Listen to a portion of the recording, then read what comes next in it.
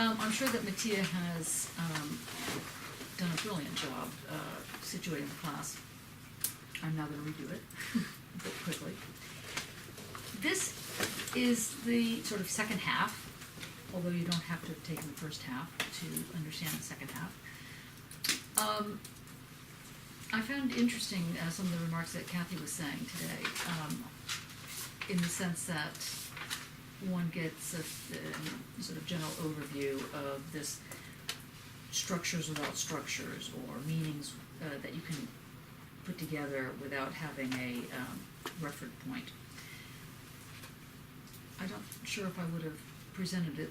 I like the artwork that you've shown, but I'm not sure that modernism, postmodernism, ultramodernism is like a line. That's exactly what it's not. You might want to say that postmodernism comes before modernism. That's usually the argument. But that's another story for another time. What this course is about, it's called Untimely Meditations. And it's to make you think about the role of time and space in your work, and then to disjoint them, rupture them, without losing the rawness, without losing the passion, without losing the political. In fact, part of the argument is that by doing that, you kind of bring it back in. You are able to open yourself and your work to a kind of rawness that has to be present in your artwork, or it doesn't work as artwork. This rawness, sometimes we call it sexuality, sometimes we call it sensuality, whatever it's called. We call it raw at the moment. It's what this course is trying to, this section of the class is trying to get you to think about. Now, you did fluxus, right, last week? We did fluxus, yeah, we looked at a little at breakfast. Oh, good, okay. So, the thing about fluxus, do people really get this fluxus thing? You like this fluxus? You know, would you like another? Oh, God. Say, pat the problem with the table. Yeah. The freedom. Okay. And also the contemporary nature of it. So the idea of short interventions or performances within space, which kind of they have their own, I hesitate to use the word legacy, but they have their own life within the viewer after they've experienced them. So they're short lasting. But they have no kind of I don't know, they don't tend to be recorded other than how they're experienced by the viewer. And don't you think you have that flexibility anyway? Yes. I mean, don't you have, doesn't one have the permission, or do we need permission to do mad things in the artwork? No. Okay, so what is it that makes Fluxus stand out? Because it does, or maybe Fluxus, maybe we'll go with Fluxus. Let's turn it slightly differently. As you know, Foucault writes in his preface to think about this idea of nomadism. Whereas if I'm thinking about nomadism at the moment, I'm thinking about, the refugees and the people who are starving and all the mad scenes at Calais, and, you just think, really? I mean, the latest one being that the German government now wants to take off any valuables from migrants that's £1,000 worth, £1,000 or more. It's like, it's really good to make, oh no, it's not Germany, it's Norway. You can make this up. It's like, wow, who thought of that? Who thought that it made sense to take the valuables, unless it's sentimental, apparently. So they're not going to take, engagement rings or something. It's wild. And what are these people carrying anyway? It's like, what do they think? They have the entire living room with them? That they've managed to take? So, I just digress.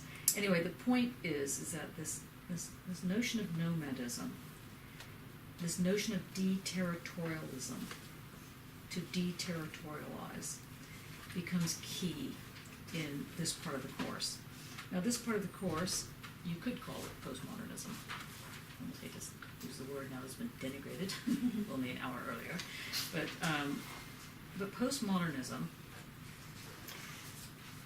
let's put to one side how Kathy was using it, and let me give you the sort of basic position so that you at least understand how it's operating in philosophy and a wider set. One of the reasons that Kathy had the date, I think it was 1977. Were you there? You weren't there. When postmodernism started.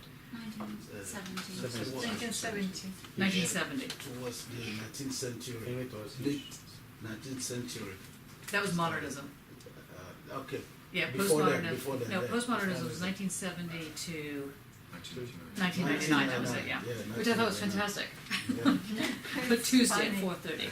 You know, suddenly postmodernism. No, and the thing is that the term postmodernism didn't come out until I think 1976 or so, and that was when Lyotard, Jean-Francois, Jean, Francois Lyotard, Francois, the little squiggly thing on the C, which is not called a squiggly thing. What's it called, Terrence? Circumflex. Thank you. So, Jean-Francois Lyotard, Lyotard, Lyotard, just don't ever write Leo. The Lyotard, Lyotard, Jean-Francois Lyotard, was commissioned by the government in Ottawa to write about the time period we're in. Not dissimilar to Kant, writing about the time period that he wasn't commissioned, he was entering a competition, or not a competition, you know, Kant was writing, the newspapers asked, you know, how would you name this time period, and he wrote the Enlightenment, here's what it's about. Whereas Lyotard said, well, I think this time period is called postmodern, not because it comes after modernism, but because it creates the conditions around which modernism can appear. But it's post-modernism, I mean, he uses the word post as opposed to pre-modernism, because literally in the timeline, it emerges sort of out of modernism, but sort of comes back around to become the fertile ingredient to create a modernist view, which the claim is has not yet happened. That modernism keeps trying to invent itself and then just gets derailed, goes somewhere else. Now, this is what the problem is, because modernism in an architectural sense means one thing, smooth lines, Bauhaus, you know. Modernism in a philosophic sense means the ability, or it means the Enlightenment, basically. I mean, you could connect it. And the Enlightenment, of course, has derailed so many times, you almost, you know, it's almost laughable. So the postmodern was meant to be a pre-modern, and you could make the argument that Aristotle was postmodern. In fact, Lyotard, not in that particular book does it, but if you ever take a look at that book that he wrote called The Postmodern Condition, what are the conditions around which modernism can be said to emerge? If you look at that book, you just die with boredom. Well, maybe not. Maybe some of you might like figures. It's like a lot of statistics. He looks at, you know, it's almost like reading Das Kapital for, like, you know, accountants. It's really completely, it's unbelievable. You would never believe that this is what spawned an entire, you know, movement about postmodernism. It's a sociological document on my hated field of study, but anyway, I digress. So it's kind of funny. And then he wrote a second book because no one seemed to understand that particular book. But the term was so wildly exciting, postmodernism. It was like Derrida's deconstruction term. The minute it came out of Derrida's mouth, or he wrote it, suddenly everybody was talking about that damn term, deconstruction. And very few people understood that it was about how things are constructed, not how they're taken apart. And as I've said many times, Derrida just basically was about to lose his mind on this problem because he'd always, particularly in America, he'd go there and everybody'd say, oh yes, and I'm a deconstructionist, I take things apart, or I have a deconstructed dessert. People watch MasterChef, you know, with things like a deconstructed lemon pie looks like, you know, someone threw up on a plate. You know, I mean, like this kind of, this notion of taking apart when it has to do with putting together. It has to, deconstruction of construction means how things become constituted and become cohesive. That's actually what deconstruction means. So we cleared that one All up. things put together. Yes. The deconstruction. Yeah. What's construction then? Construction is literally the doing of the putting together. But the of construction means that everything you look at, you understand immediately is that which has a cohesiveness, so that there are entities that come together to make the thing whole. Yeah? Make sense? Okay. Same with postmodernism. Postmodernism is one of those words that the minute it was said, it was like everyone was, oh my God, I'm a postmodernist. What a great term. And meanwhile, nobody read Postmodernism, the Postmodern Condition, or his second book that he put out, Postmodernism Explained to Children. Favorite titles. Though the title is a lot better than the writing, I have to say. A lot of these guys, you know, they're really slow on getting really good at writing. And so you're laboring under the most extreme, I don't know, don't you think? You just went knife in the head, you know, you're just like, wow, you needed an editor to help you here. You know, because it's just, they're saying things that are not that complicated, but it sounds like so complicated that you just think you have some water, it's just too constrained. You know, anyway, postmodernism does not mean the following things. Does not mean aftermodernism. It kind of means that, because that's when the term emerged, but it actually means the condition around which modernism can emerge. Postmodernism does not mean, unfortunately, appropriation. It can mean that, but then so can abstract, so can, of course, Duchamp, but then, of course, Duchamp, I mean, who else is like the most classic appropriator? You know, the, what do you call it when you find things? What's it called? Found art. Found art. What's that called? Ready-mades. Ready-mades, yeah. Yeah. Ready-mades. Ready-mades. When did that come into play? Like 1900s, right? So already you can see where postmodernism is at least alongside of modernism, because suddenly you're breaking frames. So actually what postmodernism does, philosophically, is that, and philosophically, analytically is what I mean here, is that it allows for a different way to systematize reality. Even when it first came out, though, in 1979 or whatever was the birth of the term, it wasn't really doing that. But it has come to take on that field. That field being post-dialectics, or discursive. You've heard these words before? Discursive, D-I-S-C-U-R-S-I-V-E. Discursive, D-I-S-C-U-R-S-I-V-E, discursive. Discursive or discourse theory, D-I-S-C-O-U-R-S-E, discourse theory, Foucault. In fact, in the early days, they used to interview people like Derrida, Foucault, you know, whatever, the usual suspects. And they would say, are you a postmodernist? And they'd go, absolutely not. Or are you a structuralist? They go, no. You know, it's the same thing. Are you a Marxist? Absolutely no. So let's try and just see this term for the time being. It'll become more interesting, I think, a little later, as the naming of a kind of attempt to rethink epistemologies, methodologies, without lapsing back into telos, without taking a horizon, going toward it, coming back around, and then going forward. And instead what gets privileged, let's say, in this are repetitions, are beats, are patterns.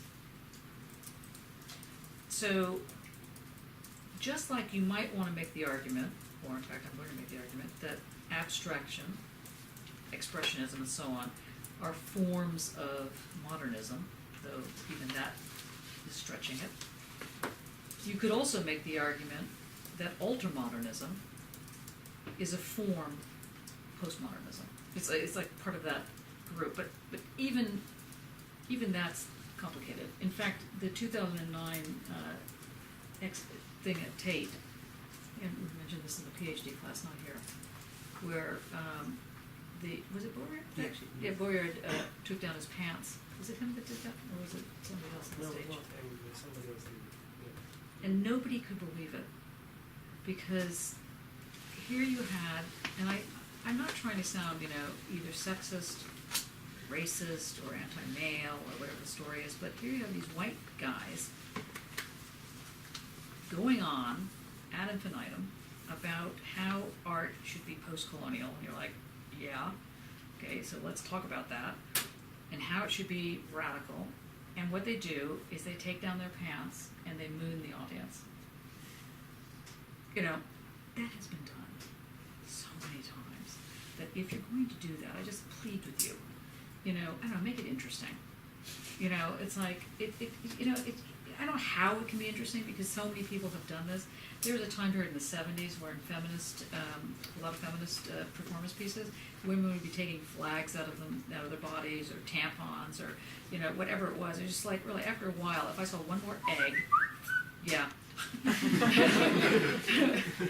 flag, something out of the vagina, you just think.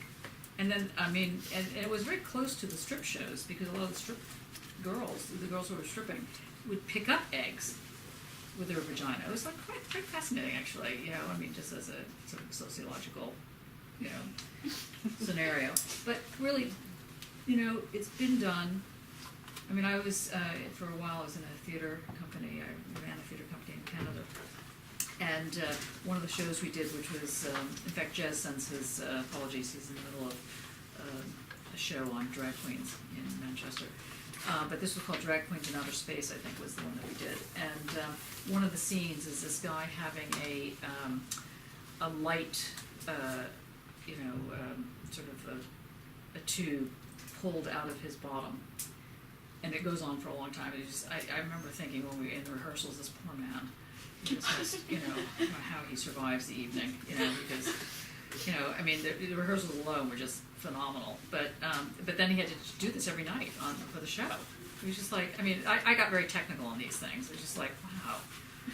So all I'm saying is, been there, done it, have so many of those t-shirts. So if you're going to moon, please try and come up with something that's interesting. That hasn't been done, which I doubt, or do something that has been done but in an interesting way. And this is, in fact, what you could make an argument about postmodernism itself. In a certain sense, it's kind of all been done, but it actually hasn't all been done. There's things to invent, but it's not like you're inventing the world. It's not like you're trying to discover a new species. It's not original at that level.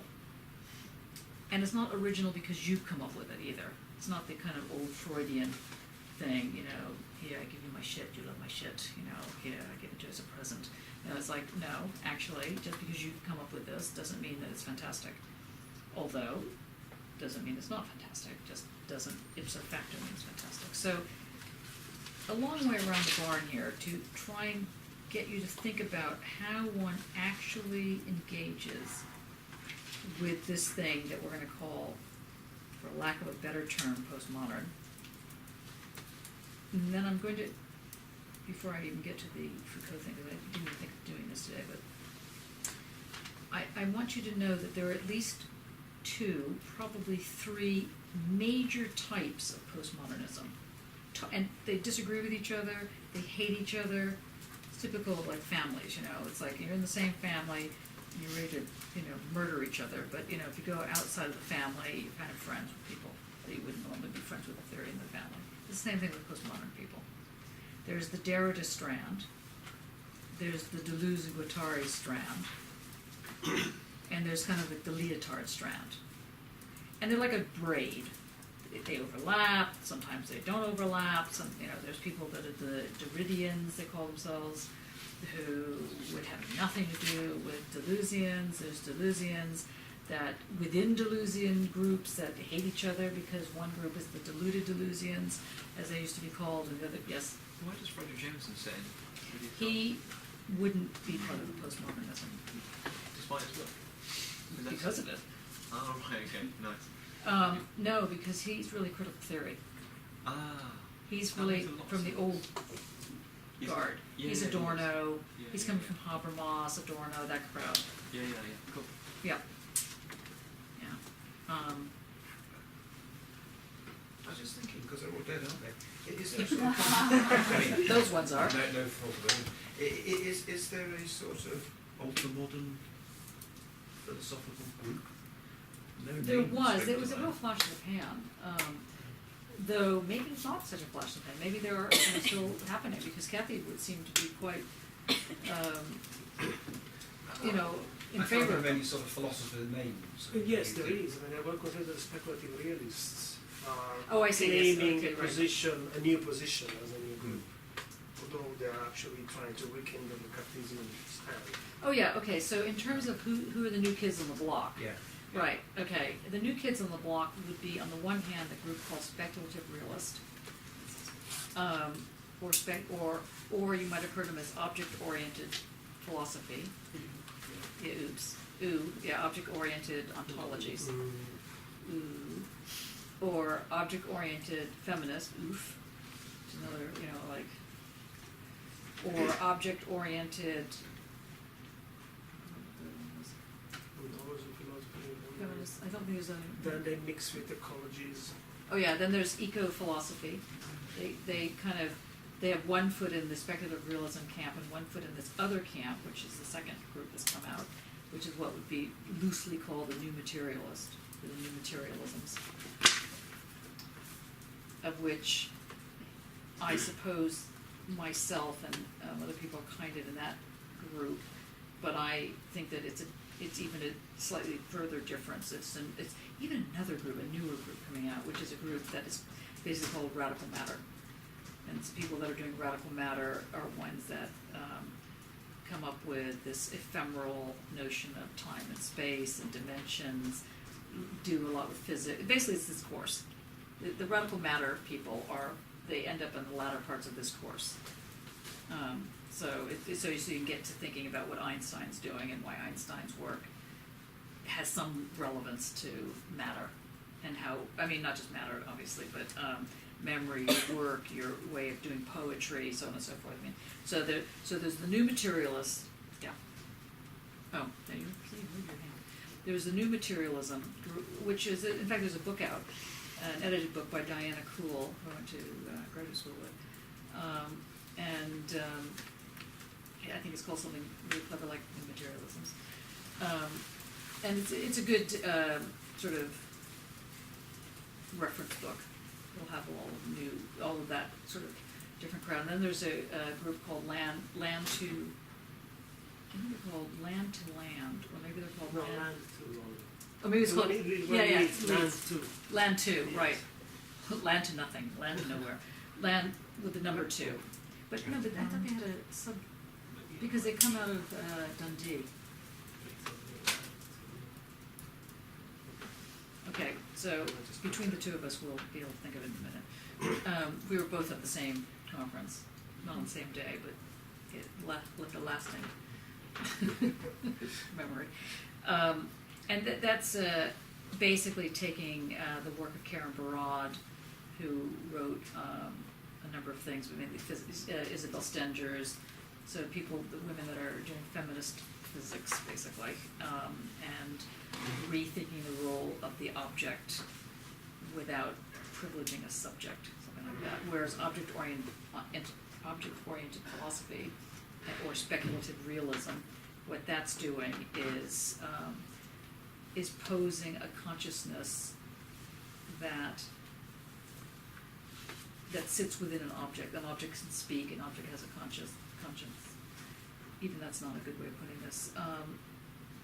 I so detest object-oriented philosophy that I'm no good at explaining them. We're just really bad.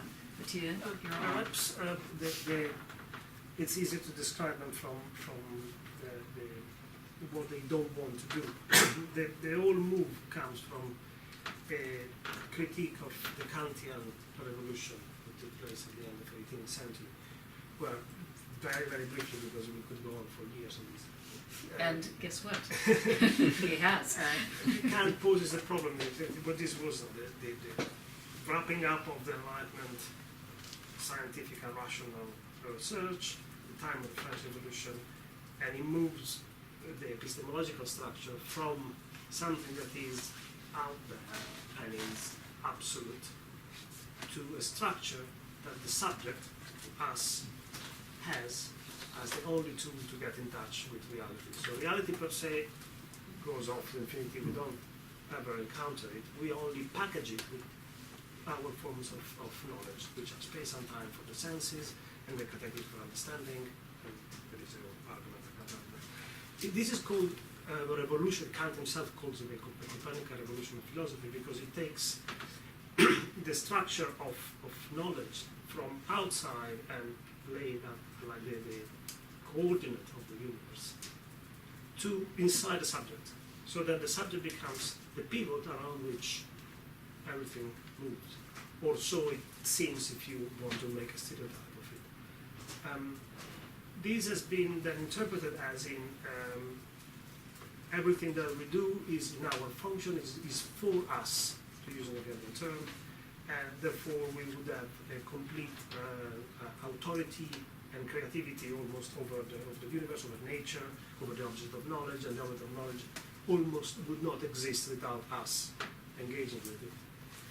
This is the critique that is moved to Kant. We won't look at Kant in detail, it would be too much. But Did you get that? I love you. You said that very quickly. it's the Kant is criticized. This is the critique is that is moved to him.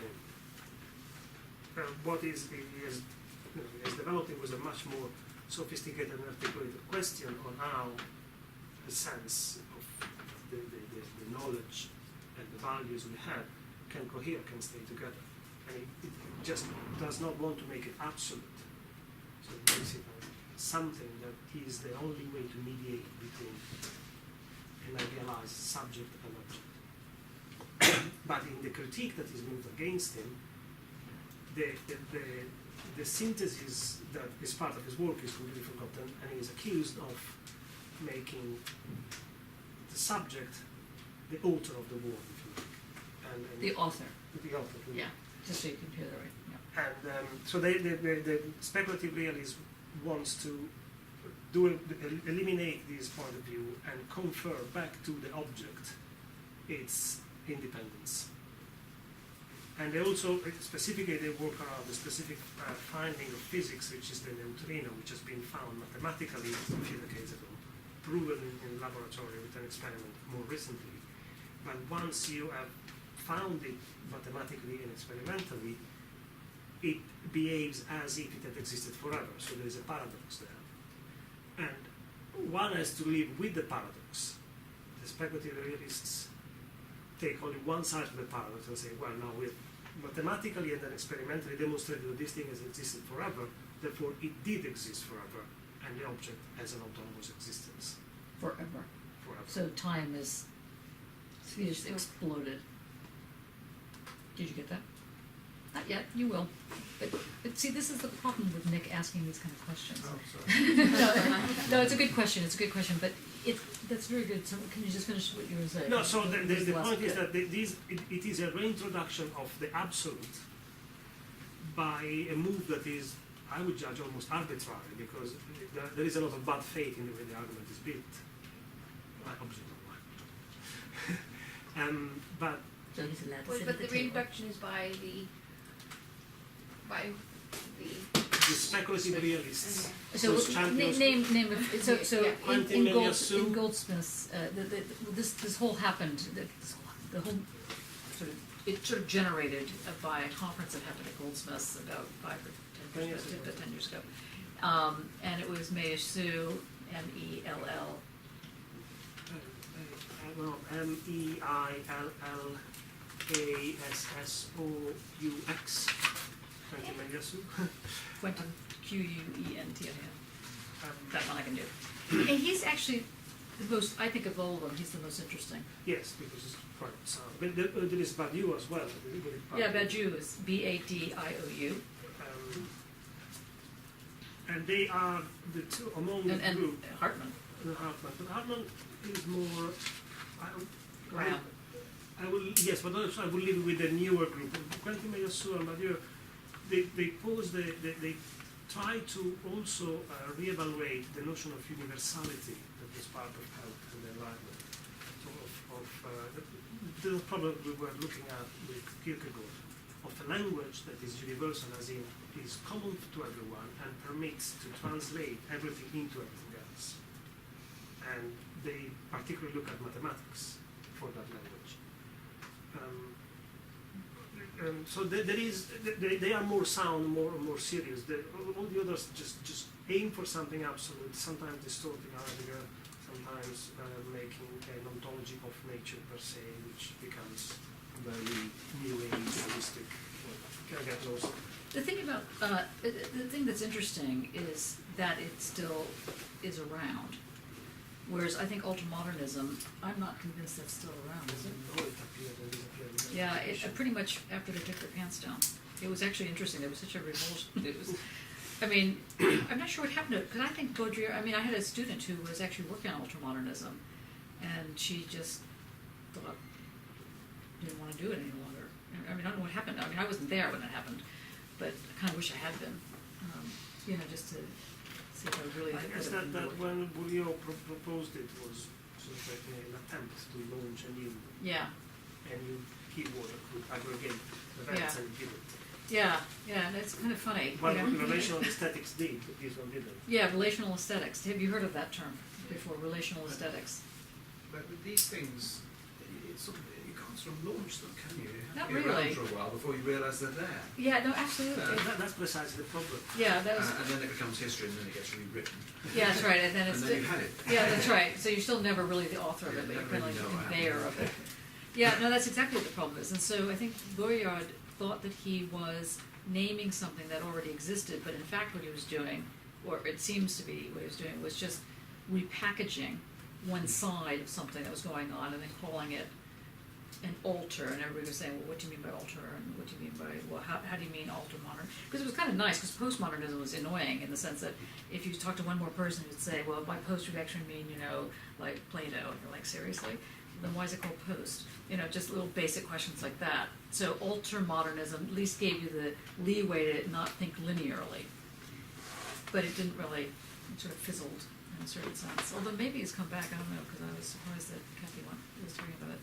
But I did notice that none of her references were past 2009, so I don't mean that in a negative way. What I mean by that is I'm just curious as to whether or not there are people literally working in what they would call ultramodernist fields. Because if you go to the biennales these days, or Documenta, I mean, speculative realism has definitely taken off because they managed to have they're in a lot of places, and I think that like I'm saying, this matter. Oh, there's another group called Psychomaterialist. I love them. It just seems like psycho-killer, qu'est-ce que c'est? But I love these people. They're just completely nuts and wonderful artists and philosophers. They are mainly out of Bremen, Germany. If you look it up, psychomaterialism, you'll come up with people like Kirsten Stakimeier, Stakimeier, probably slaughtered her name, and Julian Rabintish. Rabintish. Yeah, she's also brilliant. Anyway. And there's this term post-structuralist, which is applied to people like Lyotard, Derrida, and Deleuze-Guattari. Okay, we need to get. I feel like we should have a big map here. Should I get Yes. the recording started? What? The recording hasn't started, has it? Yes, it is. Oh, it has. I was not using it. Perhaps I didn't ask that question, I can't remember. Which one did you not ask? Well, I mean, if I've asked another one of my questions, which is derailing everything. No, it's okay, because this needs to be sorted out. I feel like we're doing house cleaning. Well, I find post-structuralist easier because I can understand what the structuralists were. Okay, and what are they? Well, just that. I mean, they were sort of making systems and diagrams and... No, that's why I need to ask you. Okay, so, that's okay, sorry. Levi Strauss and people like that. Yes, but it is people like Trying that. to sort of encapsulate everything in sort of good... I can't...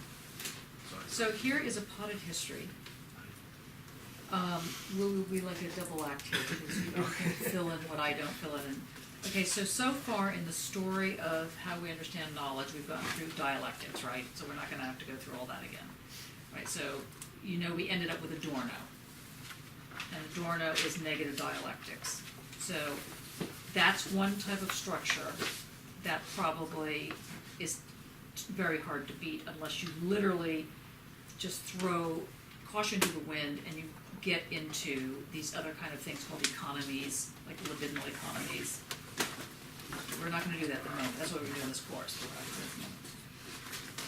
After the thing about Adorno and the critical theorist is that they married Marxism with Freud, or they connected Marxism and Freud, and that was really important because Marxism, as it was understood, was obviously a kind of structuralism.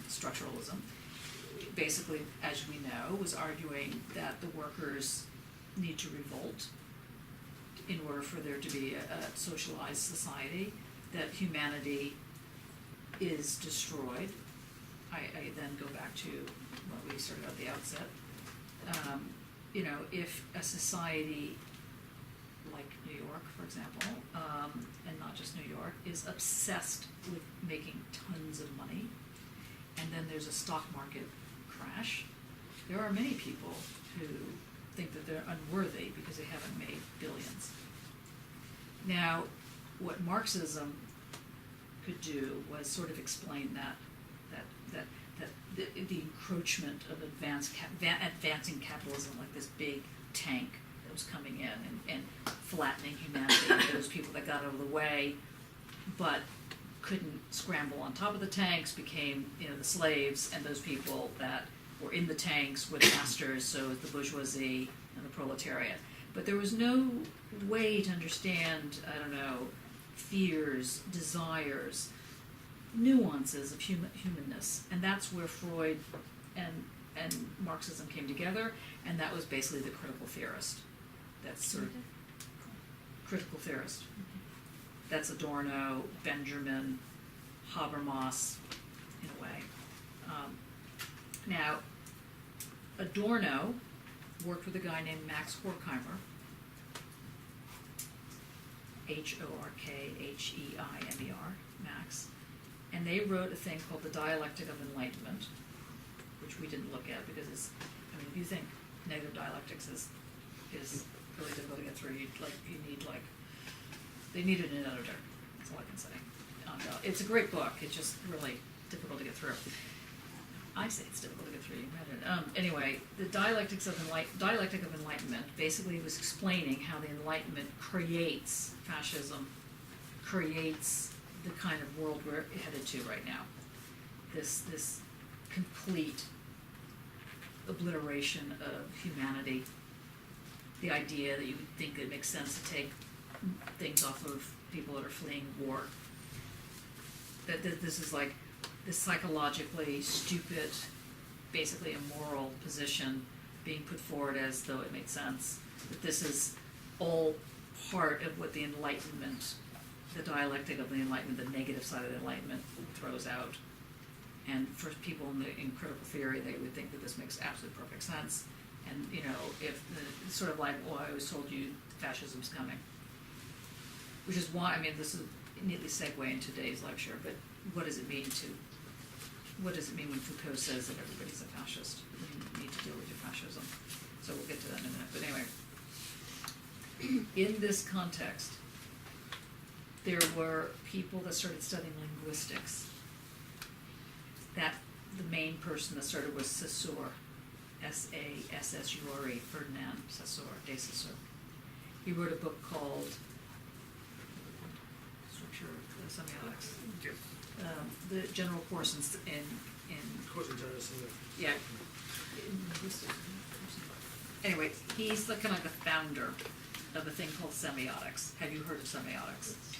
I bet, because that is the thing that became hegemonic in all art schools and all literary environments from like the 1950s onward. So semiotics basically says that there are signs and there are signifiers and they are signified. So the sign, let's say that flag, Does anybody know who painted that, by the way? It was leaning against a radiator, and I saved it. No one's claimed it. I know, I like it a lot. Anyway, having said that, that would be the sign. Now, what is that painting saying? What does it say? What is it? So a sign is not a symbol. A sign is able to represent an idea. It represents an idea. Now, it could be working off many levels, this particular painting. Anyway, this became a really important way to understand how society is constructed. By looking at the language, sign, signifier, signified creates the sign. There was a person, well, there's a number of people, I mean, I'm telling you this as a potted history, so just so you've heard this. Roland Barthes, Barthes, the lovely Roland Barthes, who was in London, looked the wrong way because he was preoccupied about his mother having died. He got run over by a milk truck and died. Of course, we don't really know if he was preoccupied, but that's what how the story goes. Anyway, he didn't look both ways. So when you're in London, I say to all my people coming off from the States, you must promise me to look both ways, because clearly people do make the error. Roland Barthes wrote a book called Elements of Semiology. He wrote the one that you're probably familiar with, Language, Music, Text. He wrote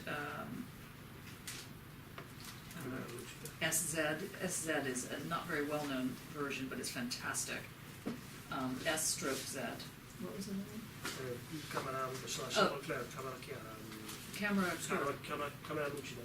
No, that's right. Camera lucida. Camera lucida. That's the other one that everybody seems to read of Barthes. And this became, so Barthes, Saussure, who else would have been involved in that little team? People like Chantal Mouffe and Laclau. These people they were called the structuralists. They were called the structuralists, not because they thought there was a structure, because they did think there was a structure, but that that language structured one's way of being, and that had its antecedents in Lacan, Jacques Lacan, Lacan. And Jacques Lacan wrote several books, one of them called The Four Fundamental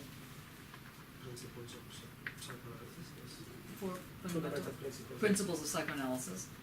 Don't ask me what they are. I had read it so long ago, I don't recall. Interestingly, Jacques Lacan and Georges Bataille and his wife, Georges Bataille's wife, Sylvia, I don't think her last name, they used to have Sunday dinners together, and eventually Sylvia went off with Jacques Lacan and divorced Bataille, and they still had Sunday lunches together. It's like fantastic. Anyway, so that's just a little footnote.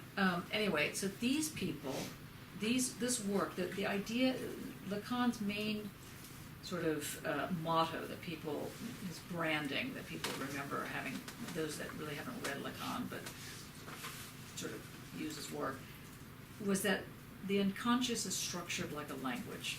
So what he did was he took Freud and he reinvented it through this lens of the unconscious, and he basically said the unconscious has a structure to it, and this structure is linguistic. This is also known as the linguistic turn, which you might have heard a lot about. And this whole thing called art and language starts emerging during this time period. So you have Bataille's experimental philosophy, you have abstraction, you have expressionism, you have pop, in terms of the different fields that are coming out. These are all part of this language and your unconscious. Your unconscious is structured like a language. Now, what does it mean to be structured like a language? What does that literally mean? Well, sign, your language is able to represent. So language is involved with signs. Signs are made up of the signifier and the signifier. the signifier and the signified. The signifier, that which can signify, that which is able to signify, and that which gets signified. Taken together makes a sign. Now that's not a dialectic, but you could sort of see the triad in there. Sign equals signified over signifier. Questions so far? Am I going too fast? And all of that was called structuralism. Post-structuralism, If Oops. I may, yes, if I yes, may, we were in double act here. it demands vigorously the distance of representation to function. Oh yeah, can you explain what you mean by that? Well, Kind of thinking important of the signifier and signified, in order to make sense of the sign, you need to keep the two apart. The signified and the signifier. And the signifier.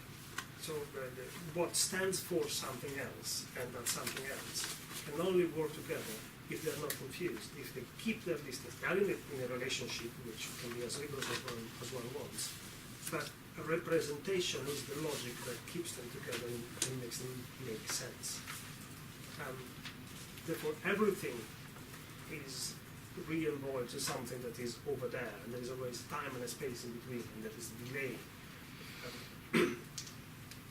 Value of money, this is why then it cuts to the Marxism again, the representation that money has for the value of things, for labor.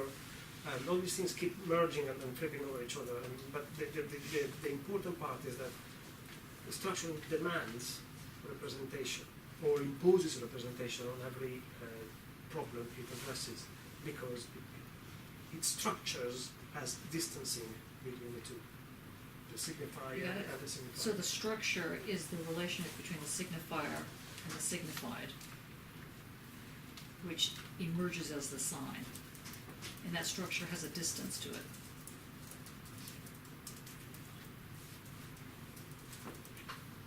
There is a little diagram that Mr. made to explain this dynamic. Course in general linguistics, that's what Yeah, it's called. that was it. What he explains is at the beginning of the first chapter, where he explains how the sign works. He says that the sign is the whole thing, and is divided in signifier and signified. And he says, but let's take the example of the horse. The sign horse is composed of the word horse and the object horse. But in the drawing he makes, the sign is the oval container, and inside it, on one side there is the word horse, then there is a bar that divides it, and then there is the horse, the drawing of the horse. And we should give away, let aside the fact that this in itself is a representation, the fact that they are divided by that Try line, not to put your critiques in and your footnotes. they are divided. There is a line that clearly keeps them apart. That's, to me, when I think of structure, is a fundamental trait that all the various applications of the concept share. And then in the, probably my first moment of detesting Lacan happened with the four fundamental elements of psychoanalysis, which he uses. He has this very famous formula, which was then laughed out of court in a document that, if you're Lacanian, you can't mention this in good Lacanian company because you will be thrown out of the dinner party. But there was a book. What was the hoax book? That hoax book. Oh, yes, Anyway, so somebody wrote a paper to social text using this diagram, S over signifier over signified, and did this whole idiotic analysis. It was accepted by social text and heralded as a great piece. Of course, the people that wrote it were trying to destroy social text because they hated semiotics, they hated the way people were using it, and they kind of, I forgot who wrote the book, but anyway, so this became, I can't believe I can't think of it. Anyway, be that as it may, so this distance between the sign and the signifier, that was the structure. So, and also there's a whole lot of things that go into this. So it's quite interesting, actually, on one level. I mean, a lot of levels, actually. There's a book called "The Man Who Mistook His Wife for a Hat," written by Roman. Yeah, Oliver Sacks. Yeah. So this is all part of that time period. the guy who uses it in analysis is Roman something. Yeah, his name. Anyway, Vygotsky, a lot of the Russian linguists were involved in this whole semiotic move, which was part of this thing called structuralism. Post-structuralism emerges when one starts to make this political, when one starts to see this as a way to move off of the critical theory group, which was seen to have been now mired in this kind of obsession with Freud and Marx in such a thick dance that the post-structuralists, which would include Zizek, I'm sure you've heard of, would include Judith Butler. Who else would include? Cool. Anyway, just to give you an idea, Ernesto Laclau, who he used to be seen as one of the top 50 philosophers in the world, and after he died, nobody heard of him again. Even some sort LACLAU. of shifts. Yeah. So, and some of the post-structuralists are actual structuralists now moved into post-structural world, because a lot of the post-structuralists, a lot of the structuralists were very political. But that isn't the only thing that initiates the post-structuralism. Post-structuralism also starts to develop things like this thing called the male gaze or the female gaze. This whole notion of the gaze, G-A-Z-E, where you see something and it creates a discourse around which one is then caught in it. It's a kind of rethinking of Freud's interpolation. Another main player in this group was Althusser, Louis Althusser, who's bizarrely making a comeback, which is just like, honestly, you're going to resurrect people. You know? But Althusser was a very big player in this. He was also partly structuralist, partly not structuralist. And then you had people like Derrida, Foucault, Lyotard, Deleuze and Guattari, who were young graduate students at the time of the post-structuralists, and they were against a lot of that stuff. They were tired of representation. They hated the notion of castration and lack as notions that were used as analytic categories. They went on a rampage against semiotics and the notion of representation, and you'll see in a lot of the early works, they're basically apoplectic. They go on and on and on about how they hate, the libidinal economy, when we finally get to it, it's just like this onslaught of like, look, you want to talk about pain, you want to talk about, vulnerability, you want to talk about this kind of stuff, well then, get away from this sign signifier, castration, lack, garbage. And that's how they talk just like that. It's just ridiculous. We hate it.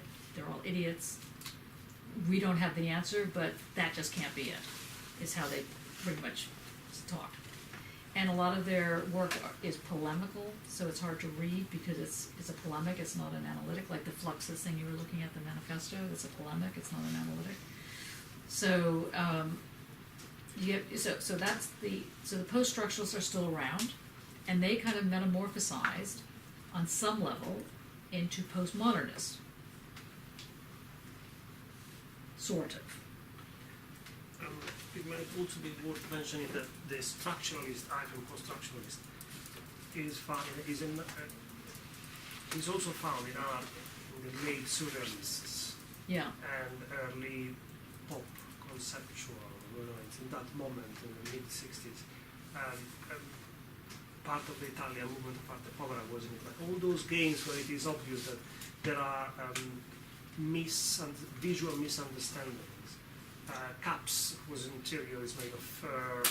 Sizes that are completely warped. Games of naming titles and objects where there are metaphors going on. It's all a game where the tension between the signifier and the signified is pushed to the limit, or warped or flipped over and rejoined the opposite way around. So that it becomes comic, absurd, paradoxical. And it's the first way or the first attempt to jam it. To jam. That's a good way of putting it. It's jamming it. And so now you have the emergence of postmodern, which are like the improv crowd. The ones that are just, they just had it with all of this stuff. And yet they're well schooled, kind of like you guys, you know, you now know a lot about Hegel, you now know a lot about, you know, you have read the tough work. So it's not like you're just speaking off the top of your head, and you're just gonna have it. Just, okay, well, let's see where this takes us. Let's see if, you know, where else can we go with this? So now we have the postmodern move, so people like Derrida, they'd always be asked, are you postmodern? And he'd go, well, no, I just can't stand these people. Are you a post-structuralist? Well, no, I'm into deconstruction. Well, is deconstruction post-structuralism? And he's like, no. Well, maybe it is. Because in a certain way it was, because it was looking at semiotics and signs and signifiers. So, you know, it goes on and on. It's, you know, and some of the crowd moves and they bring Lacan and Derrida as a unit. Some Kristeva, very big, Julia Kristeva, what's her name, Evi Garay, another important thinker in this. They're not post-structuralists, they're not Lacanian. I mean, Evi Garay was thrown out of the Lacan Institute because she accused Lacan of being a patriarch. Anyway, and so on and so forth. Does that answer your question? It's messy, isn't it? Yeah, it's messy. It's messy. Maybe it's interesting as a negative reference. Tate Modern in London used to have, I believe it is still there, on the first floor. There is a drawing, or better, a diagram on the elevator board with all the art movements of the 20th century. Built, they're not put one after the other because they were not all one after the other, so there are parallels and overlappings, but it tries to give a linear image of all that is happening, therefore to give not simply a definitive image, but a fixed image, Yeah. a clear and totalized image of what is what and where it fits and what are the connections. But you're absolutely right, it's messy. It is messy. So the more one looks at it, the more one realizes how reductive it is. How reductive it is to attempt anything like that in any case, not just what they have done. Messy is the best expression. But it is messy because, but what's important about the mess is that there are points that sort of stick up, like little mountains or little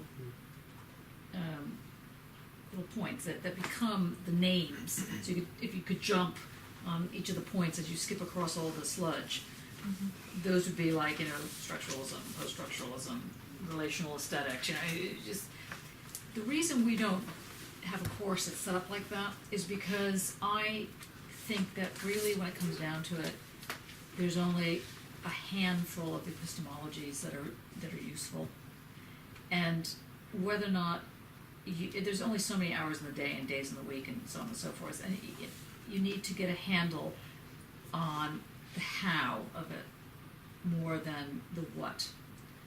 You can go off and learn, okay, well, who really does dialectics? Because you'll see that the dialectical move goes all the way through to Judith Butler to Zizek, and yet they're not really part of the critical theory group. They're really part of structuralist, post-structuralist, some form of a modernist, postmodernist crowd. You know, so, but what they're using is some form of dialectics. And the other major type is this discursive thing that Heidegger puts together. And those are basically, and it's conceivable there's going to be a third version, which Mattia and I are working on, and a number of sort of art philosophy types, you know, with this kind of 3D, 4D thinking. That's this course. So there's really two main types of epistemologies. They often go hand in hand with each other, or they hate each other, they have some relation with each other. But basically, it's dialectical, or it's rhizomatic, or discursive. The key in all of this is to answer the question: how do you know it works? How do you know it's true? How do you know it's actually not just a bunch of stuff that you're being asked to do on a Tuesday night with the lights down low, how do you know that what you're getting is the goods? And that's what you're being asked to think about. That's what, because if it doesn't work in your work, then it's no good. But in order for you to understand whether or not it's working or not working in your work, you have to kind of get a handle on it. Because you can't get a half handle. Because then it's no good. Yeah. And actually, precisely on this point, the last touch on the structuralist and post-structuralist is that these readings that we're doing, these discussions, are not theory, not the theory of a practice. They're not a set of rules and ideas that explain, justify, tell you how to behave, tell you what to do. These are parallel questions to what one does and what one makes that might help articulating, talking, that might help asking further questions. But these are the distance between theory and practice, name and object, that was embodied by structuralism is precisely not approach Yeah. of the seminars. Does that make sense? You need a break? See, you're not used to this. What's the matter with you? Working out. Gotta get working out now. Okay, let's take a 5-minute break. Let's say a 7-minute break.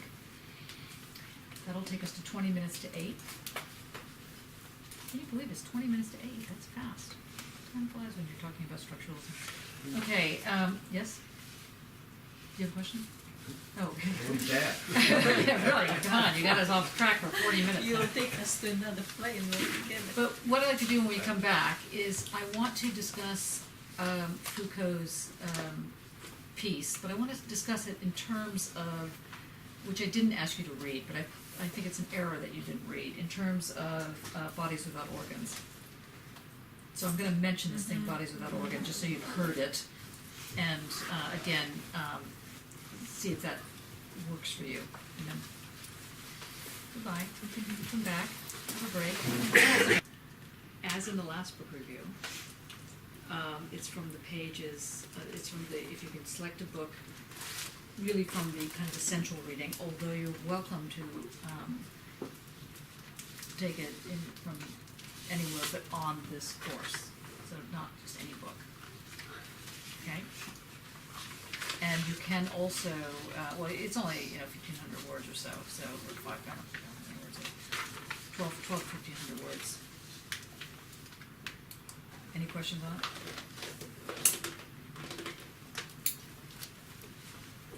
No?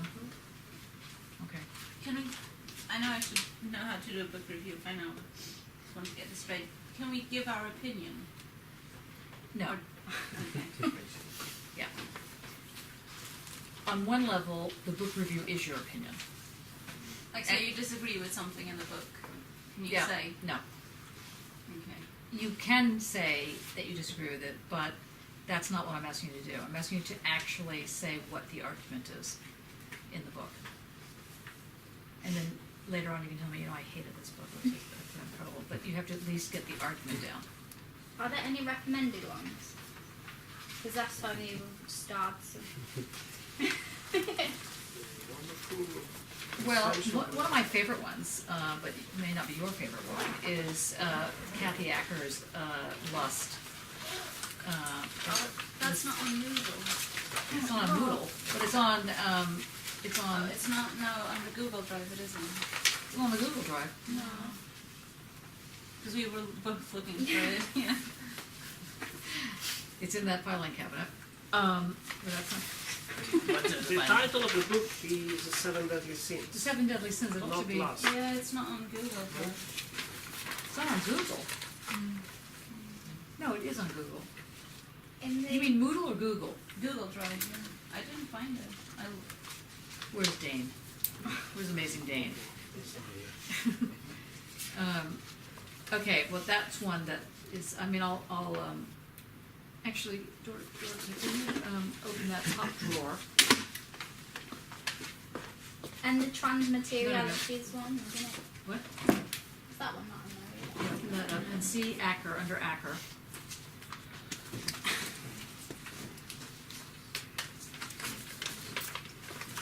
You find it? Yeah. and then it should have lust in there. Actually, if you can't find that one, Pussy King of the Pirates is pretty good. Hang on. It's not on, yeah. Yeah, I know that's not even on the list, but you know, I just went on and explained it. It's not here. It's not there. Mm-mm. Is Acker there? Yeah, it is, but it's. But it's not in there. Yes, this is the Google, right? And Oh, no, I believe you. Okay, no, It I... only has this one in private. Yeah. Oh, oh, right, okay. All right. We will, can you ask Dave to find this one? That's good. Thank you for checking. Okay, any other questions? Did you found the trans materiality? I found it online, Yeah, that one's. Oh, that's good. You found it, it wasn't online before. yeah. The Karen Barad one. No, it wasn't. Because obviously being from queer studies, that's what we wanted to look into. So. Yeah, yeah. But you found it, so the thing. Yeah, I'll send it to you. Yeah. But I would also recommend either looking at Heidegger, for example, identity and difference, Mhm. or libidinal economy.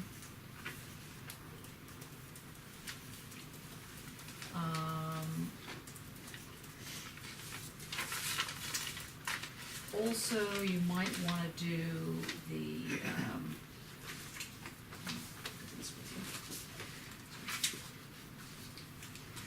right. Okay. 1,000 Plateaus, very important. Foucault's Introduction to Non-Fascist Life, but also the chapter in Deleuze on bodies without organs. If, for those of you that are mathematically obsessed, you might want to look at Kurt Gödel, G-O-D-E-L. Identity and difference. Question concerning technology, really good. You could do King Nestor Remembers, but that will take you off on a certain slightly different. Is it just the portion or the whole? Just that. Well, you have 1,200 words, Okay, so just the portion. well, because- you're welcome to write on the whole book. Oh. The tensor is very important in Leotard for this course. Bless. As well, in 1,000 Plateaus, the introductory chapter, the rise. The rhizome, very important. Heavy going, though, isn't it? What's that? If you haven't come across it before, Yeah. it's heavy going, isn't it? I just Thank you, Nick. That's going to really encourage people. You'll take the approach of doing every fifth word, isn't that? I'm not even going to go It's there. a sort of acquired taste for some. But the thing is that you got to get into this sooner rather than later. So you might as well break into it, sooner rather than later. And obviously, if you want a tutorial next Tuesday afternoon or morning, I'm here. So if you let me know in advance, you can organize it. Is there a way that you can put like a tutorial sheet up or something in the? We can, but generally, if you made me, then Okay. or you organize among yourself when you want people, those who want a tutorial, then you come up with a list and let me know. Okay. Okay, ready? Let's go to.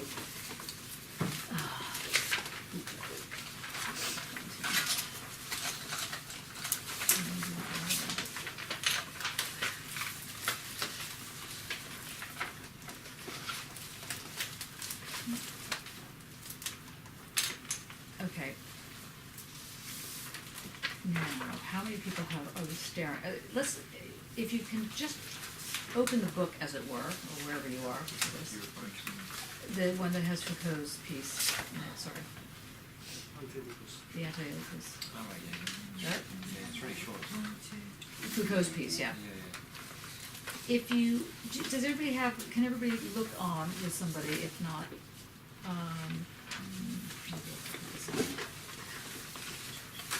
the contents of this book. I want us to turn to the contents page. Okay, so this side of the room, Yeah. what's that? Is dead. Okay. Actually. Okay, so, we're gonna come together. And as you were here, would you kindly read the name, every title, everybody? So you, so you hear the titles, Yes. so you know that, because Mattia talked about it a little bit last week, you know more or less what this piece by Foucault is about. Foucault wrote the introduction, the preface, and it's basically referred to as the preface to a non-fascist life. That's what it's generally about. I want you to hear the titles within this book that David is going to read out for us now, so you have a sense of where Foucault is, what is it that he's prefacing? What is it that he's trying to get at? Okay, ready? And, you know, Prefix, surely, is it yeah, just, Yeah. The desiring machines. so that's like the first section. Desiring and production. The body without organs. No. Oh, That's, yeah, but just, in your mind, in your mind's eye, what do you see as a desiring machine? When you see that expression, Yes. is the desiring machine a sports car? Is the desiring machine a robot that thinks? Are you a desiring machine? Yeah. Well, that was fast. Okay, and when you hear the word machine, what is it suggesting? Mechanism. A mechanism of some sort, Mhm. a kind of automism, It's an engine, like an engine. with a grandiose force, a very great force, or the great heaters. So he's breaking up this thing, desiring machines, into how many chapters are in there? 3, 4, 5, 6. 6 chapters. Okay, so there's going to be 6 aspects to the desiring machine. Okay, now Dave's going to read the first one and then the internal bits. Yeah. 1. Desiring production. The schizo stroll. Nature and industry. The process. Desiring the machine, partial objects and flows, and. The first synthesis. The connected synthesis or production of production. The production of the body without organs. Okay, let's start again. Because you notice that the desiring machine, the desiring production has a dash in it. Mm. What do you think is the importance of this hyphen? By the way, there's a huge debate about hyphens in the literature. What does it mean? A dash. Okay. You know, desiring dash production. Isn't that they can be reversed? No? What does the dash mean here? I guess it could be reversed, but that's not what it Making it one word. yeah, they're stuck together. They can't be separated. So desiring and production are stuck together. Okay, go ahead. Do it again. The schizo stroll. Okay, what's that? Fred. Schizophrenic person walking around. And what does a schizophrenic person walking around do? What does it possibly mean? I mean, this is the one thing I can't stand about the Guattari in the early works, because they're banging on against how much they hate metaphor and representation. The entire thing is a metaphor and representation, but we'll just bracket that for a second. What do you think is meant by this thing called the schizophrenic? Just a lay sense, because obviously they're not being medical here. What do you think is meant? Plural, kind of. Plural, good. Having, and what about having a plural personality? What is that? Is that a good thing to have? Conflicted. Could be if all your, you know, multiple personality disorder is only disorder if you can't get them to talk to each other. Yeah. So let's It think could about. be harmonious, but it could be It arguing. would just be all these things. So the schizo takes a walk. actually be in a glamorized flaneur. A glamour, and what's a flaneur? Observer. What's a flaneur, and what does a flaneur wear? A flaneur is it's a person who considers himself to be part of and not part of the audience. They kind of walk through the 1 foot in, 1 foot out. The outsider. Observers, yeah, usually kind of very wealthy at the time, kind of French people, weren't they? Critiquing. Hence flaneur. Yeah, critiquing nice people in coffee shops. What about dandies? Is that the same thing? Okay, so we have a stroll. We have a strolling flaneur. Yeah, Brett? Oh, they're going to say something. No, okay, go on. Next part. Sure. Nature and industry. Okay, so what do you think is linked? So we're going to play, you know, the leg bone is connected to the hip bone is connected to the blah, blah, blah, how that game goes. So the first thing is called desiring dash production. So under desiring dash production are these various things. So the first thing that is set out is the stroll. Going for a little wander. Going for a little wander in your little schizophrenic headspace. I want, I don't want, I do, I don't, I will, I won't. La la la la la. Stroll. Anybody ever take a stroll like that? Anybody ever not take a stroll like that? That's kind of the stroll, and that's the stroll of the artist. He's speaking about that. The stroll is kind of, you don't really have anything in mind, you have everything in mind, you don't know what you're thinking about, you're in a bad mood, you're in a good mood, you're in no mood. This is the stroll. You're just, it's the mood. And what does it mean to stroll? There's no particular purpose of where you're going. Yeah. So What's the speed of a stroll? It's lazy. Lazy, leisurely, Casual. casual. Yeah. So that's, you know, and do you have time in the world that we live in to take this lazy, casual stroll? Not officially. Not officially. Okay. We're made to think we should turn anything like that into exercise. Exercise. Does have a purpose. And exercise is not a stroll, exercise is pumping, isn't it? That's right. So he's talking about, he's trying to talk about how you begin this journey. You begin the journey that he's going to take you on with this stroll. Could be lazy, could be whatever. Doesn't even have to have normative words, doesn't have to have a punitive. It's just a stroll. And then what's the next thing that happens in your stroll? What happens next? What's the next point? After nature and industry. No, after the stroll. Oh, nature and industry. Okay, so what do you think that's about? Nature names. What's nature? Us. Huh? Seriously? Nature. Whatever is nature. What do you think nature is like? Like 2 feet of snow? Yeah. Yeah? You see what I mean? Yeah. So, because it's being counterposed to industry. So you're taking your stroll. You're going to stroll through nature? You're going to stroll through industry. Do you have a choice? Not much. Not much. Not if you live in a city. You have to go do something if you have to go on your pilgrimages in order to have your stroll. But then that becomes a real palavra, doesn't it? Because then suddenly it's not really a stroll. Then it's already planned, but it's not really planned. Quest. It becomes a quest, a pilgrimage, something like that. So he's already problematizing.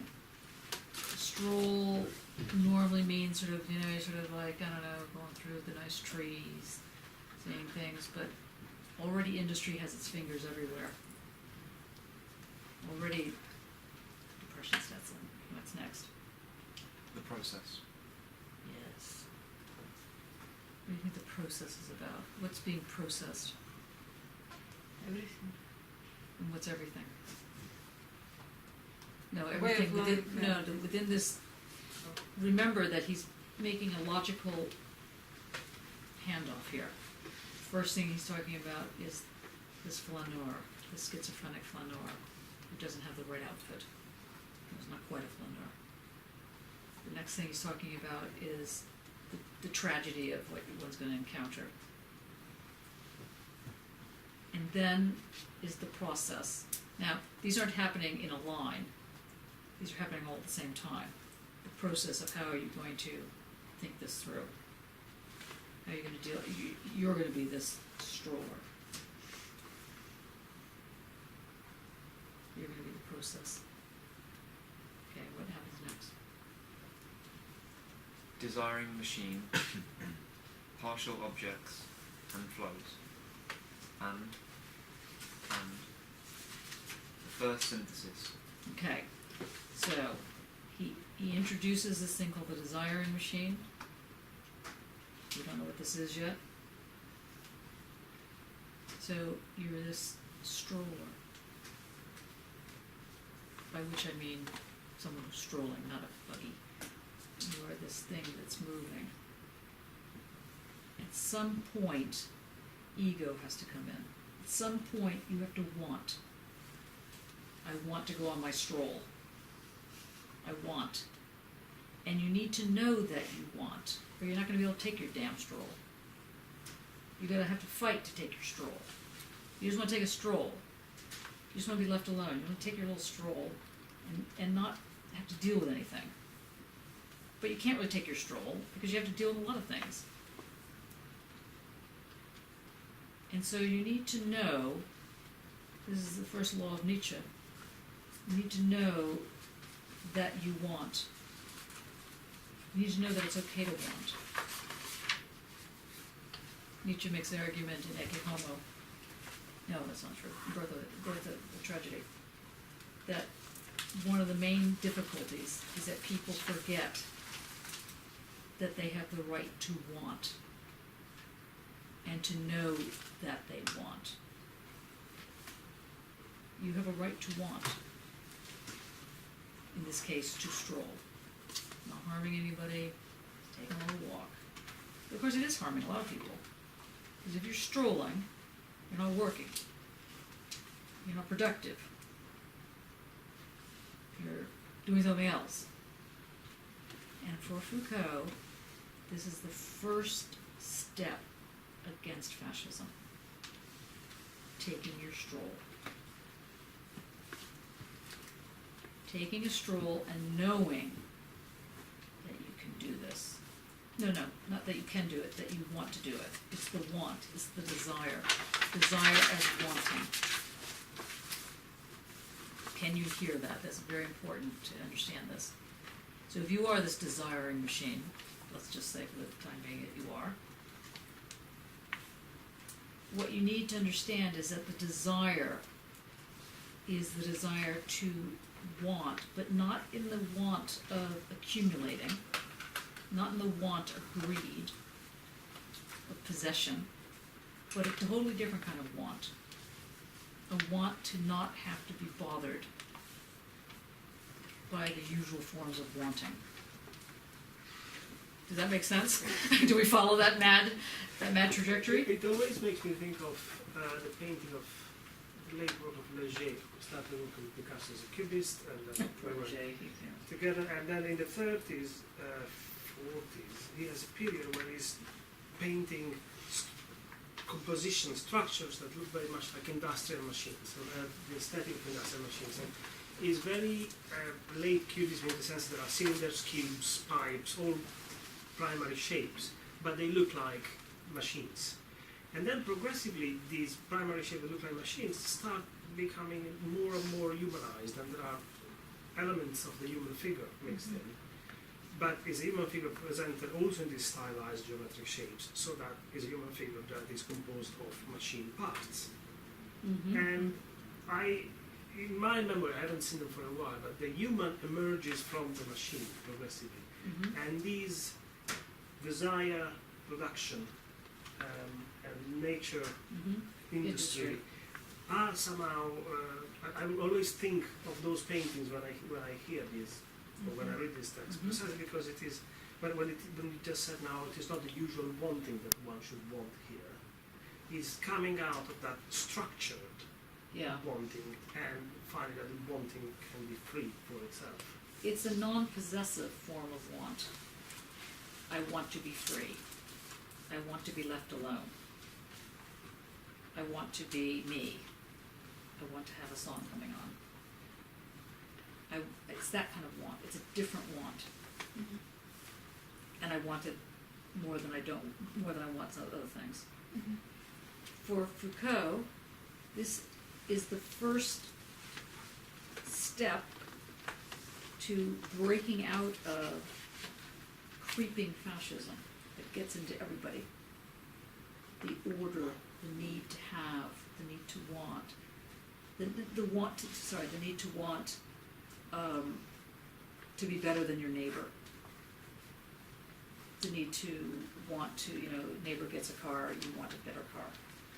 That can sit side by side, so that kind of thing. To break out of that. So he calls that nomadism. And you need to be very clear that it's this stroll. It's not nomadism of the migrant running away from war. He's not talking about nomadism at that level.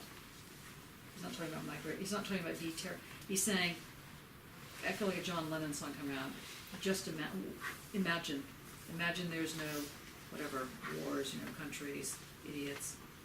Imagine what that would be like. And he's not saying it in a utopian sense. He's saying, literally, imagine it. Try to imagine it. It's bloody hard. You can't even get up and stroll, let alone imagine an entire world like this. You can't actually stroll. How many of you actually have strolled recently? Even if you just stroll down to the, I make a point now, not now, but in the, usually, I don't run for buses. It's my one thing that I just will not do, that I feel like I fight against capitalism, or I fight against, mechanization of my body. I just, if I miss the bloody train, I miss it. This kind of thing. Now that doesn't always work. Sometimes I have run for trains and I'm like annoyed with myself, because this is a game I play. Like, I just don't want to run for a bus. It looks bad. Because it looks bad. It looks bad, feels bad, it's just bad. It just annoys me that I have to run for a bus. I want to stroll. This is why I like taking a bike everywhere, because I like to be carried. True, I have to carry myself, but all right. So, he's talking about this ability to get into your moment without doing meditation. It's just literally going to Tesco's to get your milk, and instead of going with purpose and getting the milk, you stroll. You can kind of stroll anywhere, really. When you put your mind to it, you just have to want and to know that you want. So, it's reinvesting in the ego, your own ego, but the ego of wanting, loving something, desiring, pleasuring yourself. Desire not at the level of voracious must have more, not that level of desire, but the desire that's more like love or pleasure. It makes you happy. Mhm. It doesn't make you ecstatic, it just makes you happy. You're not going to go dancing down the street. It's just that you're not going to have knuckles in the ground. It's something that makes you, and he's going to call that part of a desiring machine, to break out of the machine that we've become. And to, smell the proverbial coffee, or whatever it is, or roses, or whatever it happens to be. What is it, you wake up and smell the coffee? No, so it's smelling the roses, not the coffee. Coffee. Is it coffee? What is Depends who's saying it, to be honest. It's Well, both. isn't it roses, I thought? It depends what you. You don't wake up to smell roses. You Smell just the smell roses. You just smell them. Of course. Thank you, Fred. Okay, so continue. The first synthesis. So sorry, what's the and? What do you think that's about?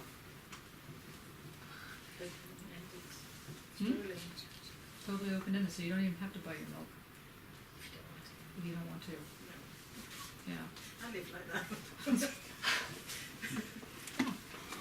What happens if you could actually be like that? It's a very friendly state. Yeah, she says wistfully. You're also lost.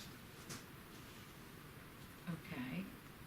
Oh. He's not saying that, he's saying that you have no direction, but that's not the same thing as being lost. No, I didn't mean it so strictly as that. Yeah, fair enough. I was agreeing. Yeah, but that's good. It's good. But if you want to be lost, and that's where you should be, but if you stop wanting that, then it's Yeah, if you're lost and then you want to be found, and you're like nowhere to be found, it's like the fun has ended. It's all been exciting. Now we want to be found, don't we? Crap game of hide and seek. Yeah, crap game of hide and seek. You know, okay, that was fun, but now okay, over with. When I was in Stromboli, which is 9 hours by ferry from Napoli. Probably even get there sooner, but anyway, there was a ferry that takes you to Stromboli, and Stromboli is this volcanic moment with brown, gray sand because of the volcanic. And I think I've told you this before, but I climbed the mountain there, which is an idiotic thing to do. And there I was with these kind of Sherpa guide type of people who were like little nimble, goats going up the thing, and I was like clinging to the side of the thing thinking this was such a stupid idea. Like, what was I actually thinking? Because it just seemed like a great idea at the time. Climb the mountain, go look at a molten volcano while it's going to erupt. Okay, spot the flaw in the logic here. Go look over the side where you have 1,000-foot drops on either side of yourself. Freeze with fear. It's like pray that a Learjet comes and picks you up, or a helicopter or something. Get your fingers, like taken off while your little Sherpa guides are like wanting cigarettes because they're like bored and you're like stuck. Okay? That's when suddenly you realize, the flaneur, lovely, I love nature. That's when it goes very badly wrong. Okay, what's next? The first synthesis. The connected synthesis or production of production. Okay, so what do you think would be the first synthesis? What's being synthesized here? We haven't even read it. I know we haven't read it. What do you think is being synthesized? What would be your wild guess here? You, the reader. You, the, not reader, Not the stroller. the stroller. Mm-hmm. Okay. James, what do you think?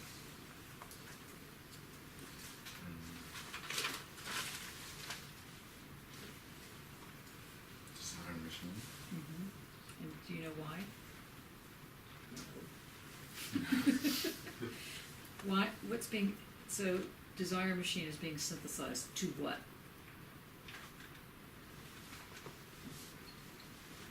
Or maybe that's a bad way of asking it. Maybe the stroller is being synthesized to what? To becoming what? Desire. Yes. So the synthesis is where is the start.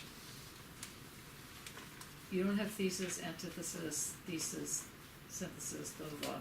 You have synthesis. You have the hyphen is the thing that gets you going. You remember what hyphen is, right?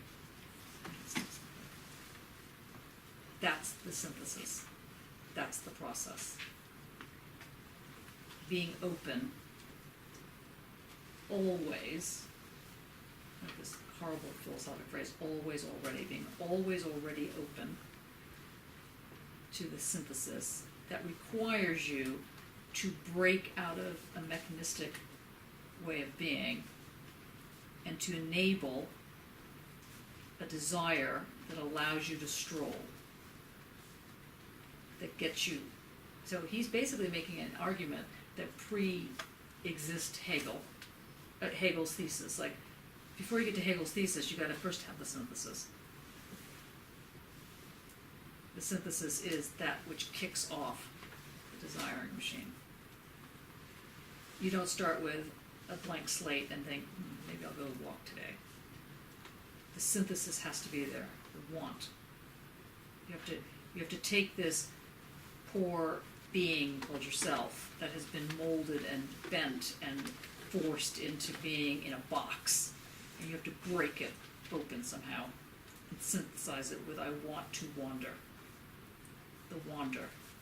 The wander and the want, they have to get stuck together. It's the first position against fascism. It's making that argument. Because if you don't want to wander without reason, you're not going to be very useful to the state. And if you don't want to wander without, or if you want to wander without reason, rather, you're not going to be very useful for the community. If you want to break out and be kind of like, rugged individualist or something, that's a problem. That art problem, that whole degenerate art thing goes back, it's a problem. I mean, dare I say, Palin, Trump. I mean, you can make this up.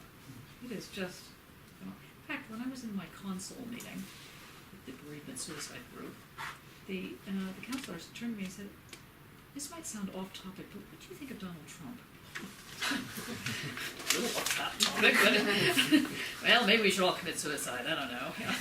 It's just like, I think that Donald Trump is a fascist. I think he's just a new version of it. I was going to say good looking, but that's neither of them are good looking. I mean, they're just it is phenomenal how they have sort of gotten into the Republican Party. And they have support. Well, that's the whole thing about fascism. Yeah. Fascism is not dictatorship. Fascism is people that want to be these lovely, hair-swept people. What do you think his chances? Good. Good. I think it's good. When I was in the States, I was asking people, and they were like, because what else are you going to do during, in Jewish tradition, there's a thing called a Shiva. Said Shiva, did it for 7 days. And, people are wailing and crying, and, the people that are in mourning sit lower than everybody. It's quite nice, actually. People bring you food, and anyway, so what are you going to talk about, right? So, since we couldn't talk about the actual subject matter, so as I mentioned before, so, they were lovely people. I mean, these people were really amazing. The whole community came out. They were lovely, but, saying, do you really have a problem with, do you have a problem with Donald Trump? I said, in what way? That he's alive? And I thought, okay, that's probably not the right answer. And me, Shiva. So I was like, seriously? But anyway, I mentioned the Trump thing because that is friendly fashion. It's not even so friendly. Mexicans are bringing disease, or everyone who's a Muslim is to be carded, and whatever else is going on with these people. So, if you became a desiring machine under that regime, not very good. Chances of free speech, a little complicated. You see how this is a far more political chapter than you might have otherwise thought when you first looked at it. It's heavily political. Saying, we're not asking to think about how to, throw a wild dinner party and, have orgies everywhere. We're not talking about that kind of pleasure and desire, although it would be a tragedy. We are talking about just wanting to be.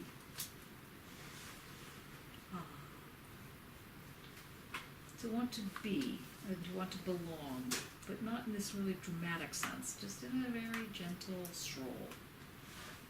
And to do that, you have to break out of the machinic. You have to synthesize somehow. This entity called the schizo has to be this synthetic emergence of this relationship between I want, i.e., to want. I want to want that isn't a possessive want.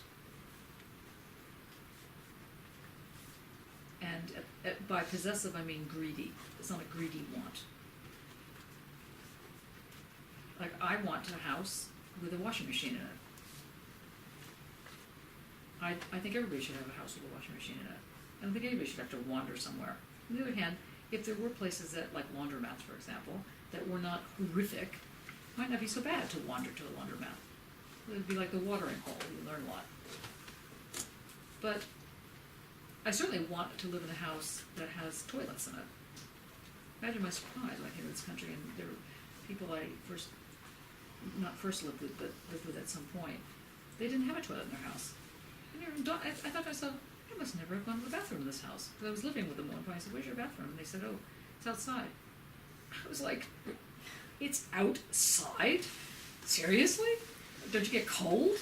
I mean, aren't there bugs? I mean, something horrible, you know? I thought to myself, I want a bathroom inside. So what do you want? What's the want? The air, smell the air.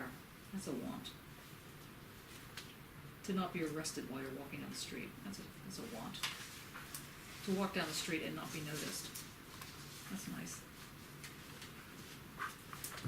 To walk down the street and be noticed. Also nice, but not be made fun of, for example. Just be noticed. But not in a major way. We're talking about very subtle, very gentle energies here. And that's what he's getting at. So where does this lead in the next? The production of the body without organs. Now, what do you think it means then to have a body without organs? What do you think this is leading to? Which is abbreviated in the literature as BWO, which I think is like body odor. But body without organs. What is a body without organs? Thinking, feeling, Yeah. emotion, function. cognitive. Well done. Body without organs doesn't mean that you shouldn't have sex or that they're, anti-sexual or they don't think you should have genitals or something. It's not organs, it's not talking about it's not trying to privilege contemplative thought. What it's trying to do is take one outside of the basic worry of clothes, food, the basic needs, which obviously everyone needs to survive, the Maslow needs, house, shelter. Loading. What did you say? Said food, Shelter. clothing, and shelter. Yes. But if you follow that, you can come up with like Eurocommunism, not Eurocommunism, just Eastern communism. And you can have house, you can have shelter, you can have toilet, and you can not be happy, possibly. By the way, there's a very interesting program on right now, which I know that nobody watches television, so, I'm telling you about this, what are you? It's called something like Eisen something 85. It's a German, Deutschland 83, that's it. It's fantastic. It's fantastic. What channel? Is it BBC? Yeah. Yeah. Deutschland 83. No, I think it's Yes. BBC One. Channel 4. Channel Right. 4, sorry. It's really worth seeing. This, What days? Sunday night. thank you. They've only had I think they're only having it 3 or 4. It's a small series. Yes, it's It's really worth seeing. Go on iPlayer or wherever you can get it. Okay. Now, how are we so far? Are you exhausted? Are you following this? Are you getting it? So, what's the body without organ? Could it be that you don't feel hunger, you don't feel thirst, there is no pain in the body, you just body? Is that Mhm. important? Yes. Good. And why is that important? To be able to stroll. To do what? Yeah, to be able to stroll. What are you going to say about this? I totally disagree. No. I think it's important to see how the organs are in function to a pre-established overall identity. Yes. And the body without organ is something that exists, functions, but does not have this perimeter that binds it That makes you. and makes it fit in a specific slot and doesn't appear out of it. Yeah. Is it organs like gender organs? Or It could be gender, it could be your heart, it could be your toenail. I mean the skin, like anything that kind of constrains. No, the skin is okay. well, I guess the skin is an organ. You know, But just I mean, it's a bit. freeing up of those constraints or those needs. what if you all just for a second shut your eyes and thought, what could I be if I weren't constrained by, I don't know, sex, skin, color, religion? What would you be? Free. Did you want freedom? Yeah. And So then it's we'll a it's a bit of a utopian movie. Bored? Bored. Reality. Sorry, hang on. Back again. Is it like Well, it does sound a bit sort of flat. could be? It's very interesting feeling when you lie down on your back in ocean or sea and you feel like your body dissolves totally and nothing exists, That only floating, nature, yeah. only sky. Yes, yes. And that's fantastic That's- feeling which totally relaxes you. Yeah. And there's different ways of getting Till that the next feeling. wave comes. Bad. Okay, yes. David, you were just thinking. I wasn't actually. Oh, right. Oh, wow. There's different ways of feeling that you can not escape your body, but that you bring your body with you. You're just not constrained by it any longer. You could even say you like your body. You might even love your body. Who knew? You get past the constraints. Now, in 1,000 Plateaus, when we get to 1,000 Plateaus, we're going to talk about bodies without organs as being a plane of immanence. Just write that down. Plane of immanence. I-M-M-A-N-E-N-C-E. Plane of immanence. And one of the planes of immanence that you might be thinking about, well, you're not thinking about it, I'm just gonna put this thought in your head, you've never thought about it this way, trust me, is 0. Is this really wild number 0. 0 is such a great number. What is 0? Is it between 1 and -1? Does it hold the negative imaginary numbers away from the whole numbers? A lot of cultures don't even have 0. Do you know that? Fantastic. 0 is a weird, weird, weird number. And Deleuze and Guattari are asking you to become a 0. A 0 that doesn't look like that, but looks like an equal sign. Something like that doesn't have really boundaries, that just is able to synthesize. So, you know when we talk about E equals mc squared? E then equals mc squared, and it's matter, velocity squared, energy equals velocity squared. The equal sign isn't mathematical in the sense of, that if you add x and y together you get z, but it's saying this is what's attracted. Energy brings together these things and still holds it apart a little bit. It holds it apart with this equal sign. So when you imagine a 0 in your head, imagine it as an equal sign. That it talks about attraction and sort of division and forcing out at the same time. So the 0 is a body without organs. He's asking you to be a 0. Now it's going to get very wild at this point forward. We're going to go on a magic carpet ride. Because the 0 could be a magic carpet ride. Except you are the magic carpet as opposed to being on the magic carpet.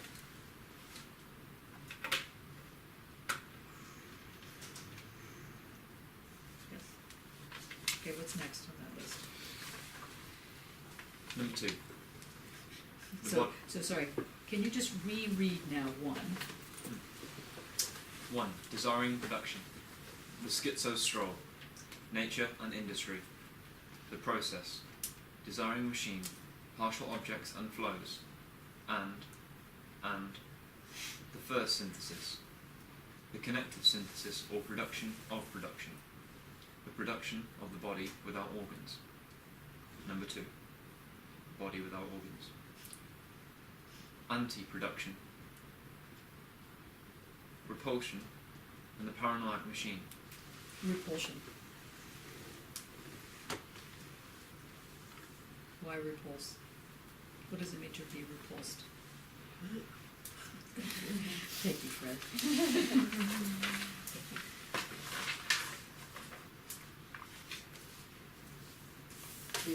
Disgusted.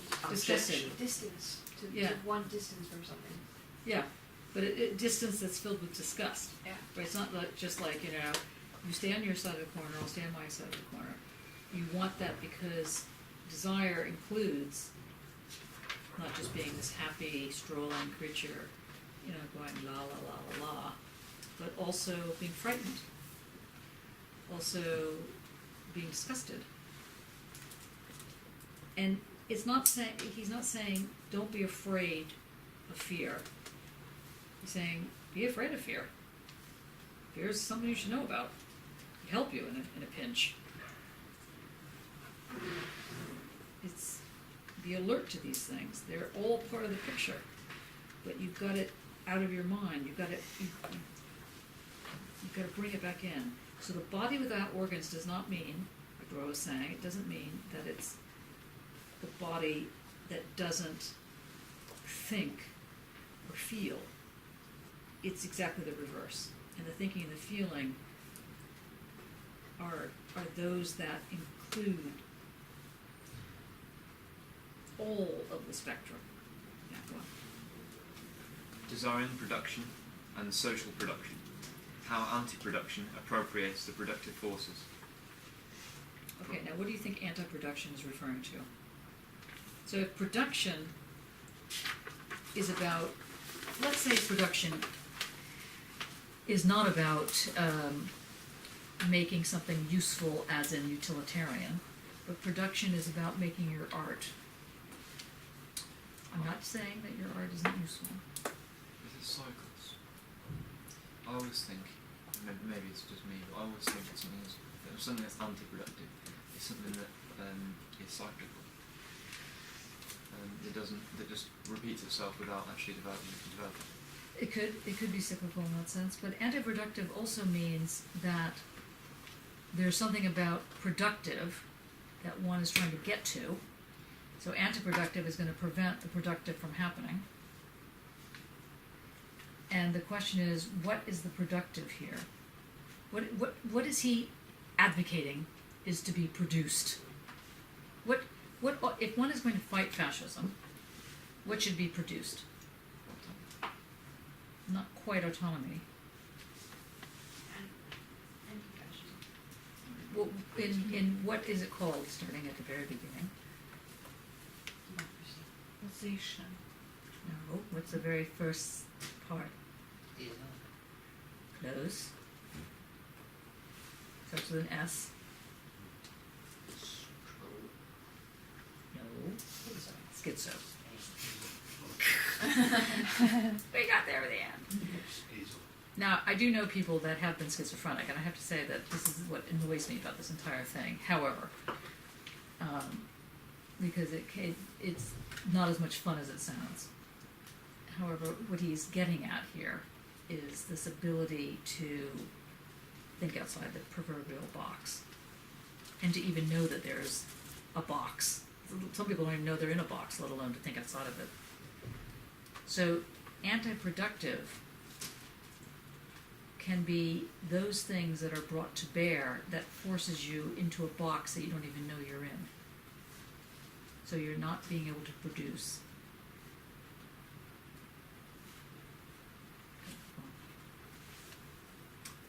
Desiring production and social production. How anti-production appropriates the productive forces. Now, so the productive forces are that which make you this strolling being,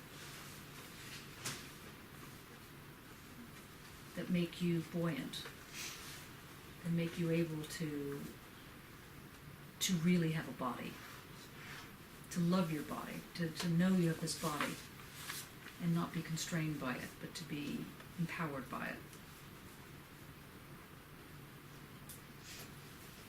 And not empowered at the level of, like the Aryan, athletic creature running up a hill, or Rocky or somebody, but empowered by the fact that you have this body and that it is amazing. Empowered at that level. Just the amazingness of having blood circulating in your body, the cells. But that's the amazing part. Not that you can win a race or something. Not what you can do with the body. Well, I mean, it's what you can do with the body, but not at the level of amassing awards necessarily. Just the sheer beauty of it. Just sitting still. Learning how to sit still. That's what they're talking about, and that's productive. Might not seem productive, but that's actually productive. The ability to sit still. And to sit still, not because you're commanded to sit still, because in the stillness of sitting, things come to you. So you're that equal sign. In the stillness of sitting, things come. Yeah. Is that the plane of imminence? That's the plane of imminence, yeah. Good. Appropriation or attraction, and the miraculating machine. The second synthesis, the disjunctive synthesis, or production or recording. So what do you think this is about?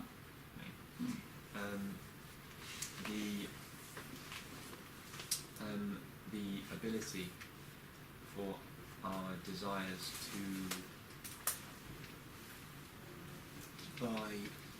as he puts it, miraculating, by disjointing the synthesis, produce something new. Okay, that's good.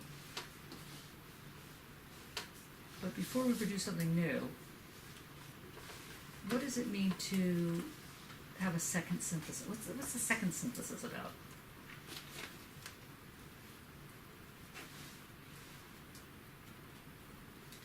Tom, want to give it a go?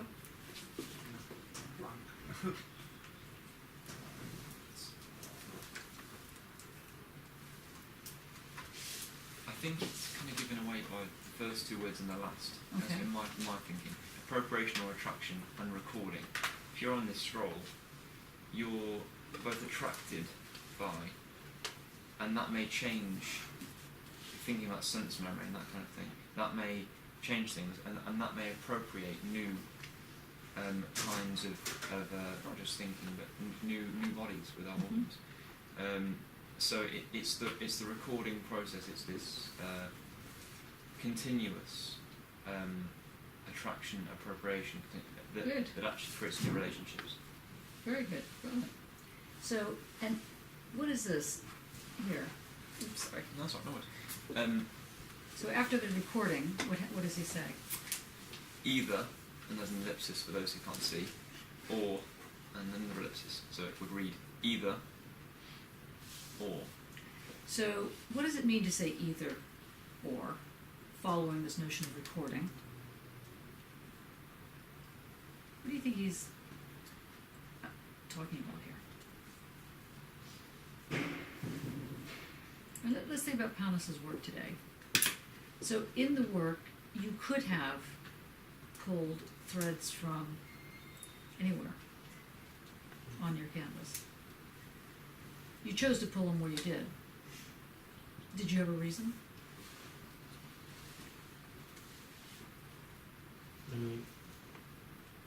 If I understand correct, of not pulling them in another way, or from Just where you started, where you pulled.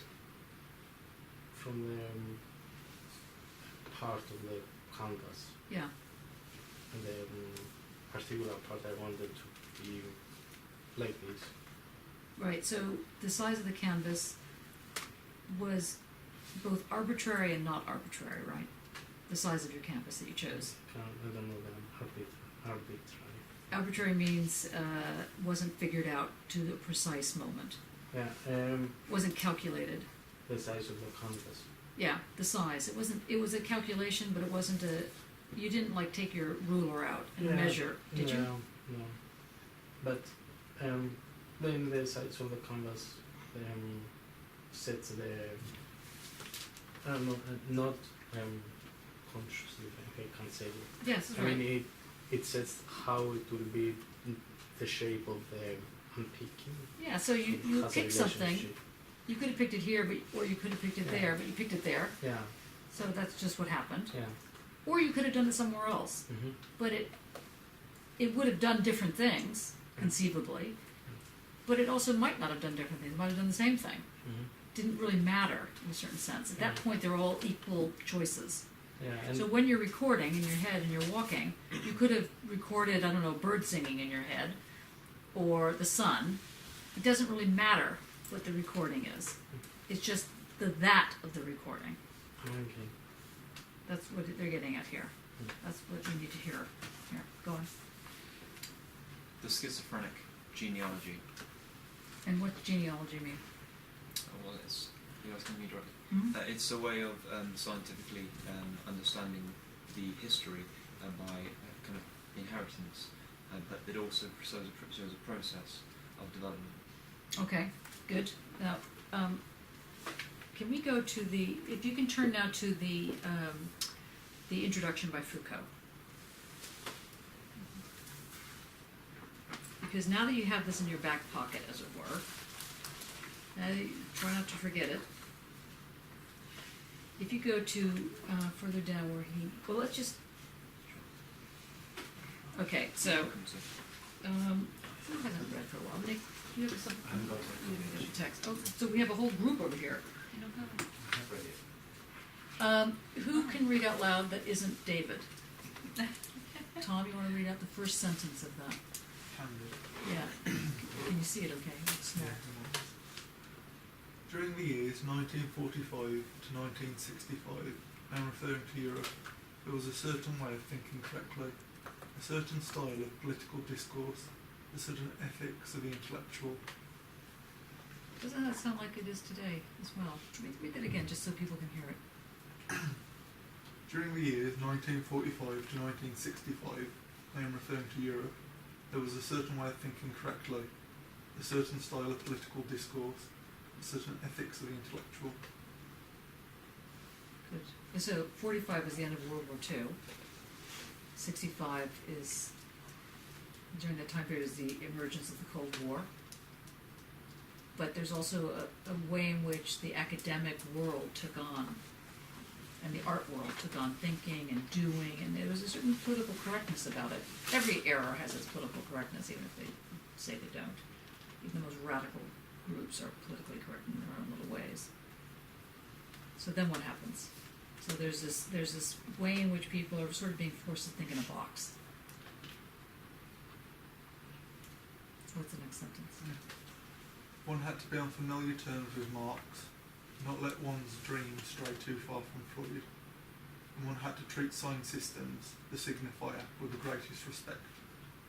These were the three requirements that made the strange occupation of writing and speaking a measure of truth about oneself and one's time acceptable.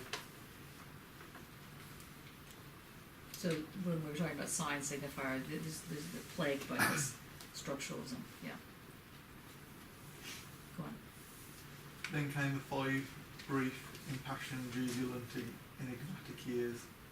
At the gates of our world, there was Vietnam, of course, and the first major blow to the powers that be. But here, inside our walls, what exactly was taking place? An amalgam of... Yeah. An amalgam? Malcolm, but Yeah. Of revolutionary and anti-repressive politics. A war fought on 2 fronts, against social exploitation and psychic repression. A surge of libido modulated by the class struggle. Perhaps. At any rate, it is this familiar, dualistic interpretation that has laid claim to the events of those years. so he's talking about from 65 or 66, 67 to 72, somewhere in there. You have the student revolt. You know, if you hear 68 one more time, you're going to throw yourself off a cliff. But you have this very different energy of sit-ins and arguments and discussions, and it was jubilant, and even if it was a bit crazy. Okay, Fred, you're next to take on. Now what happens? We're running out of time, so we want to get to his little manifesto. The dream that cast its spell between the First World War and fascism over the dreamiest parts of Europe, the Germany of Wilhelm Reich and the France of the Surrealists, had returned and set fire to reality itself, Marx and Freud in the same incandescent light. But is that really what happened? Had the utopian projects of the 30s been resumed, this time on the scale of historical practice?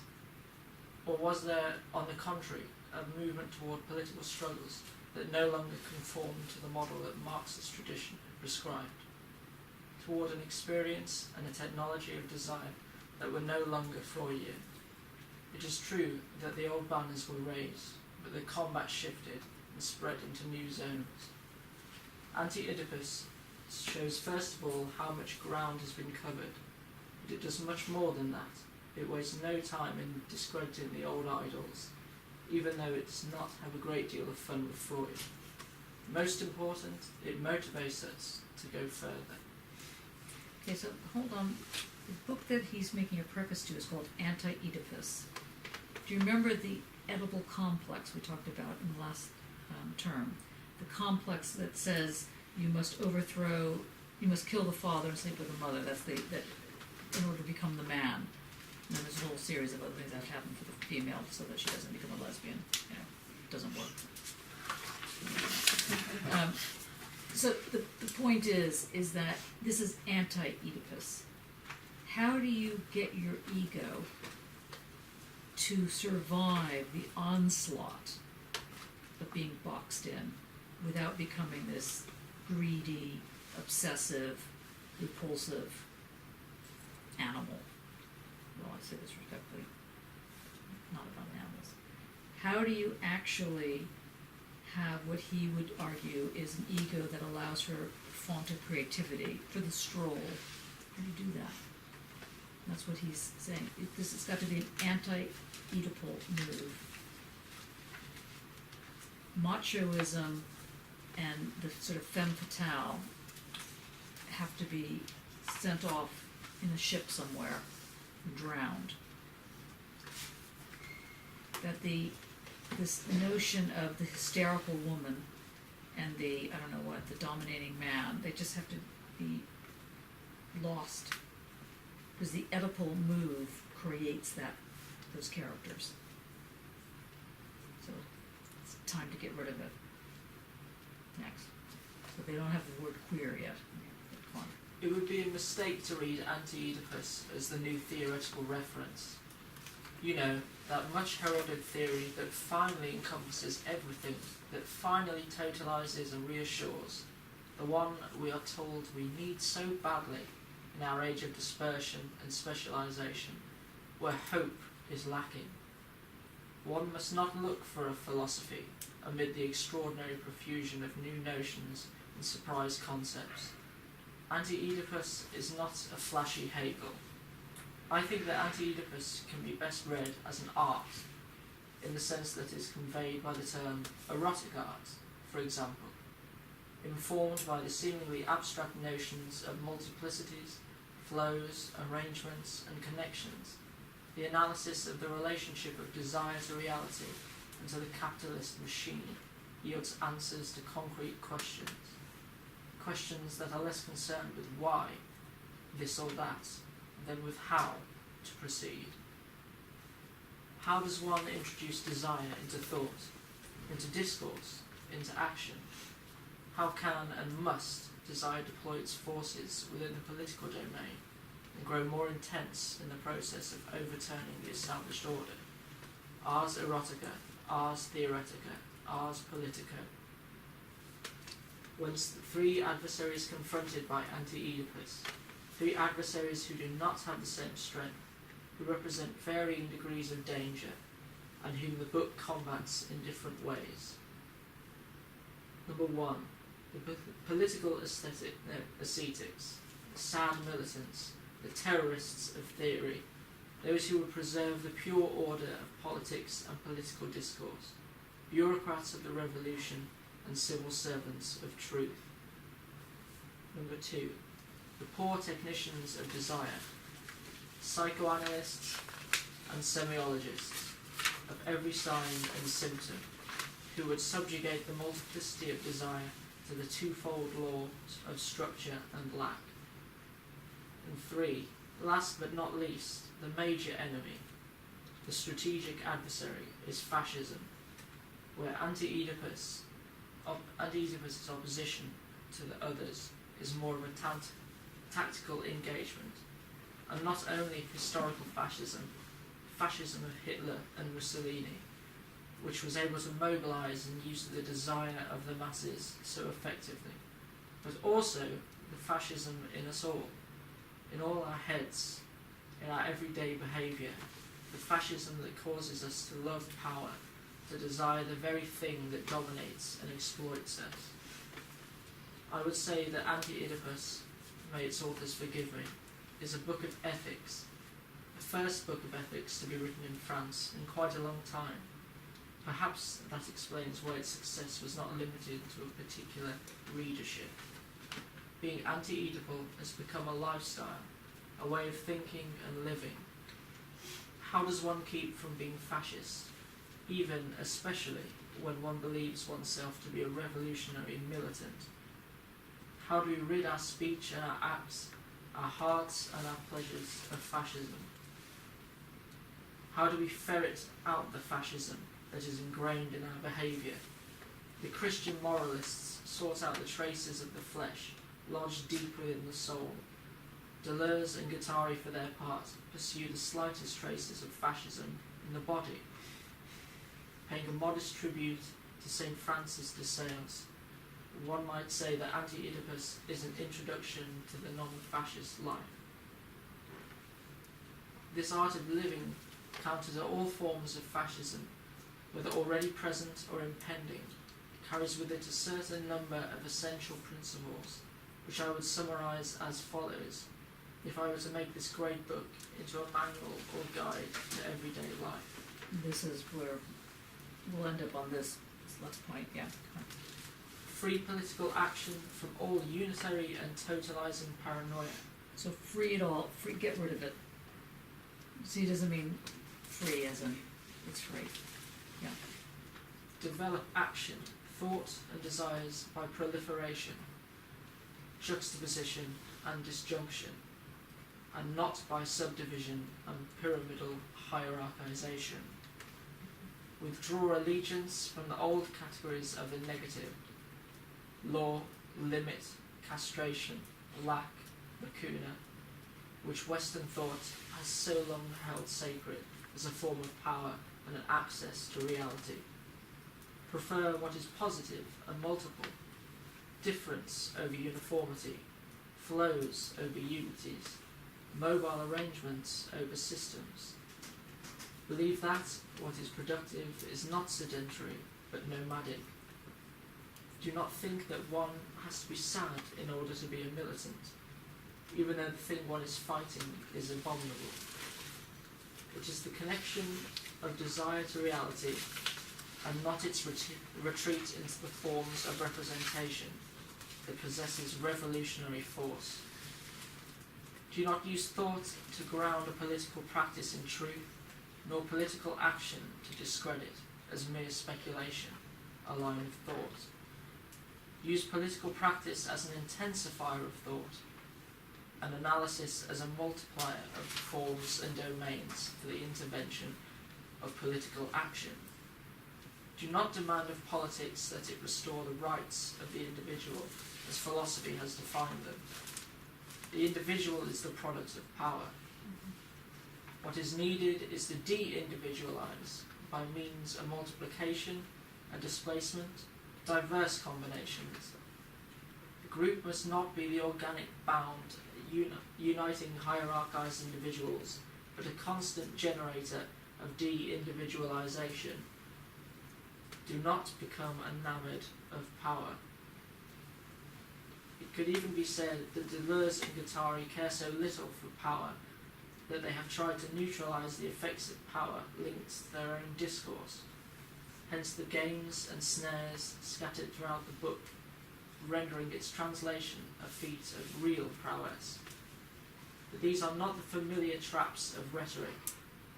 The latter work to sway the reader without his being aware of the manipulation, and ultimately win him over against his will. The traps of Anti-Oedipus ate those of humour, so that many invitations to let oneself be put out, to take one's leave of the text and slam the door shut. The book often leads one to believe that it is all fun and games when something essential is taking place, something of extreme seriousness, the tracking down of all varieties of fascism, from the enormous ones that surround and crush us to the petty ones that constitute the tyrannical bitterness of our everyday lives. Okay, we're going to stop there. I think that it's a very powerful comment.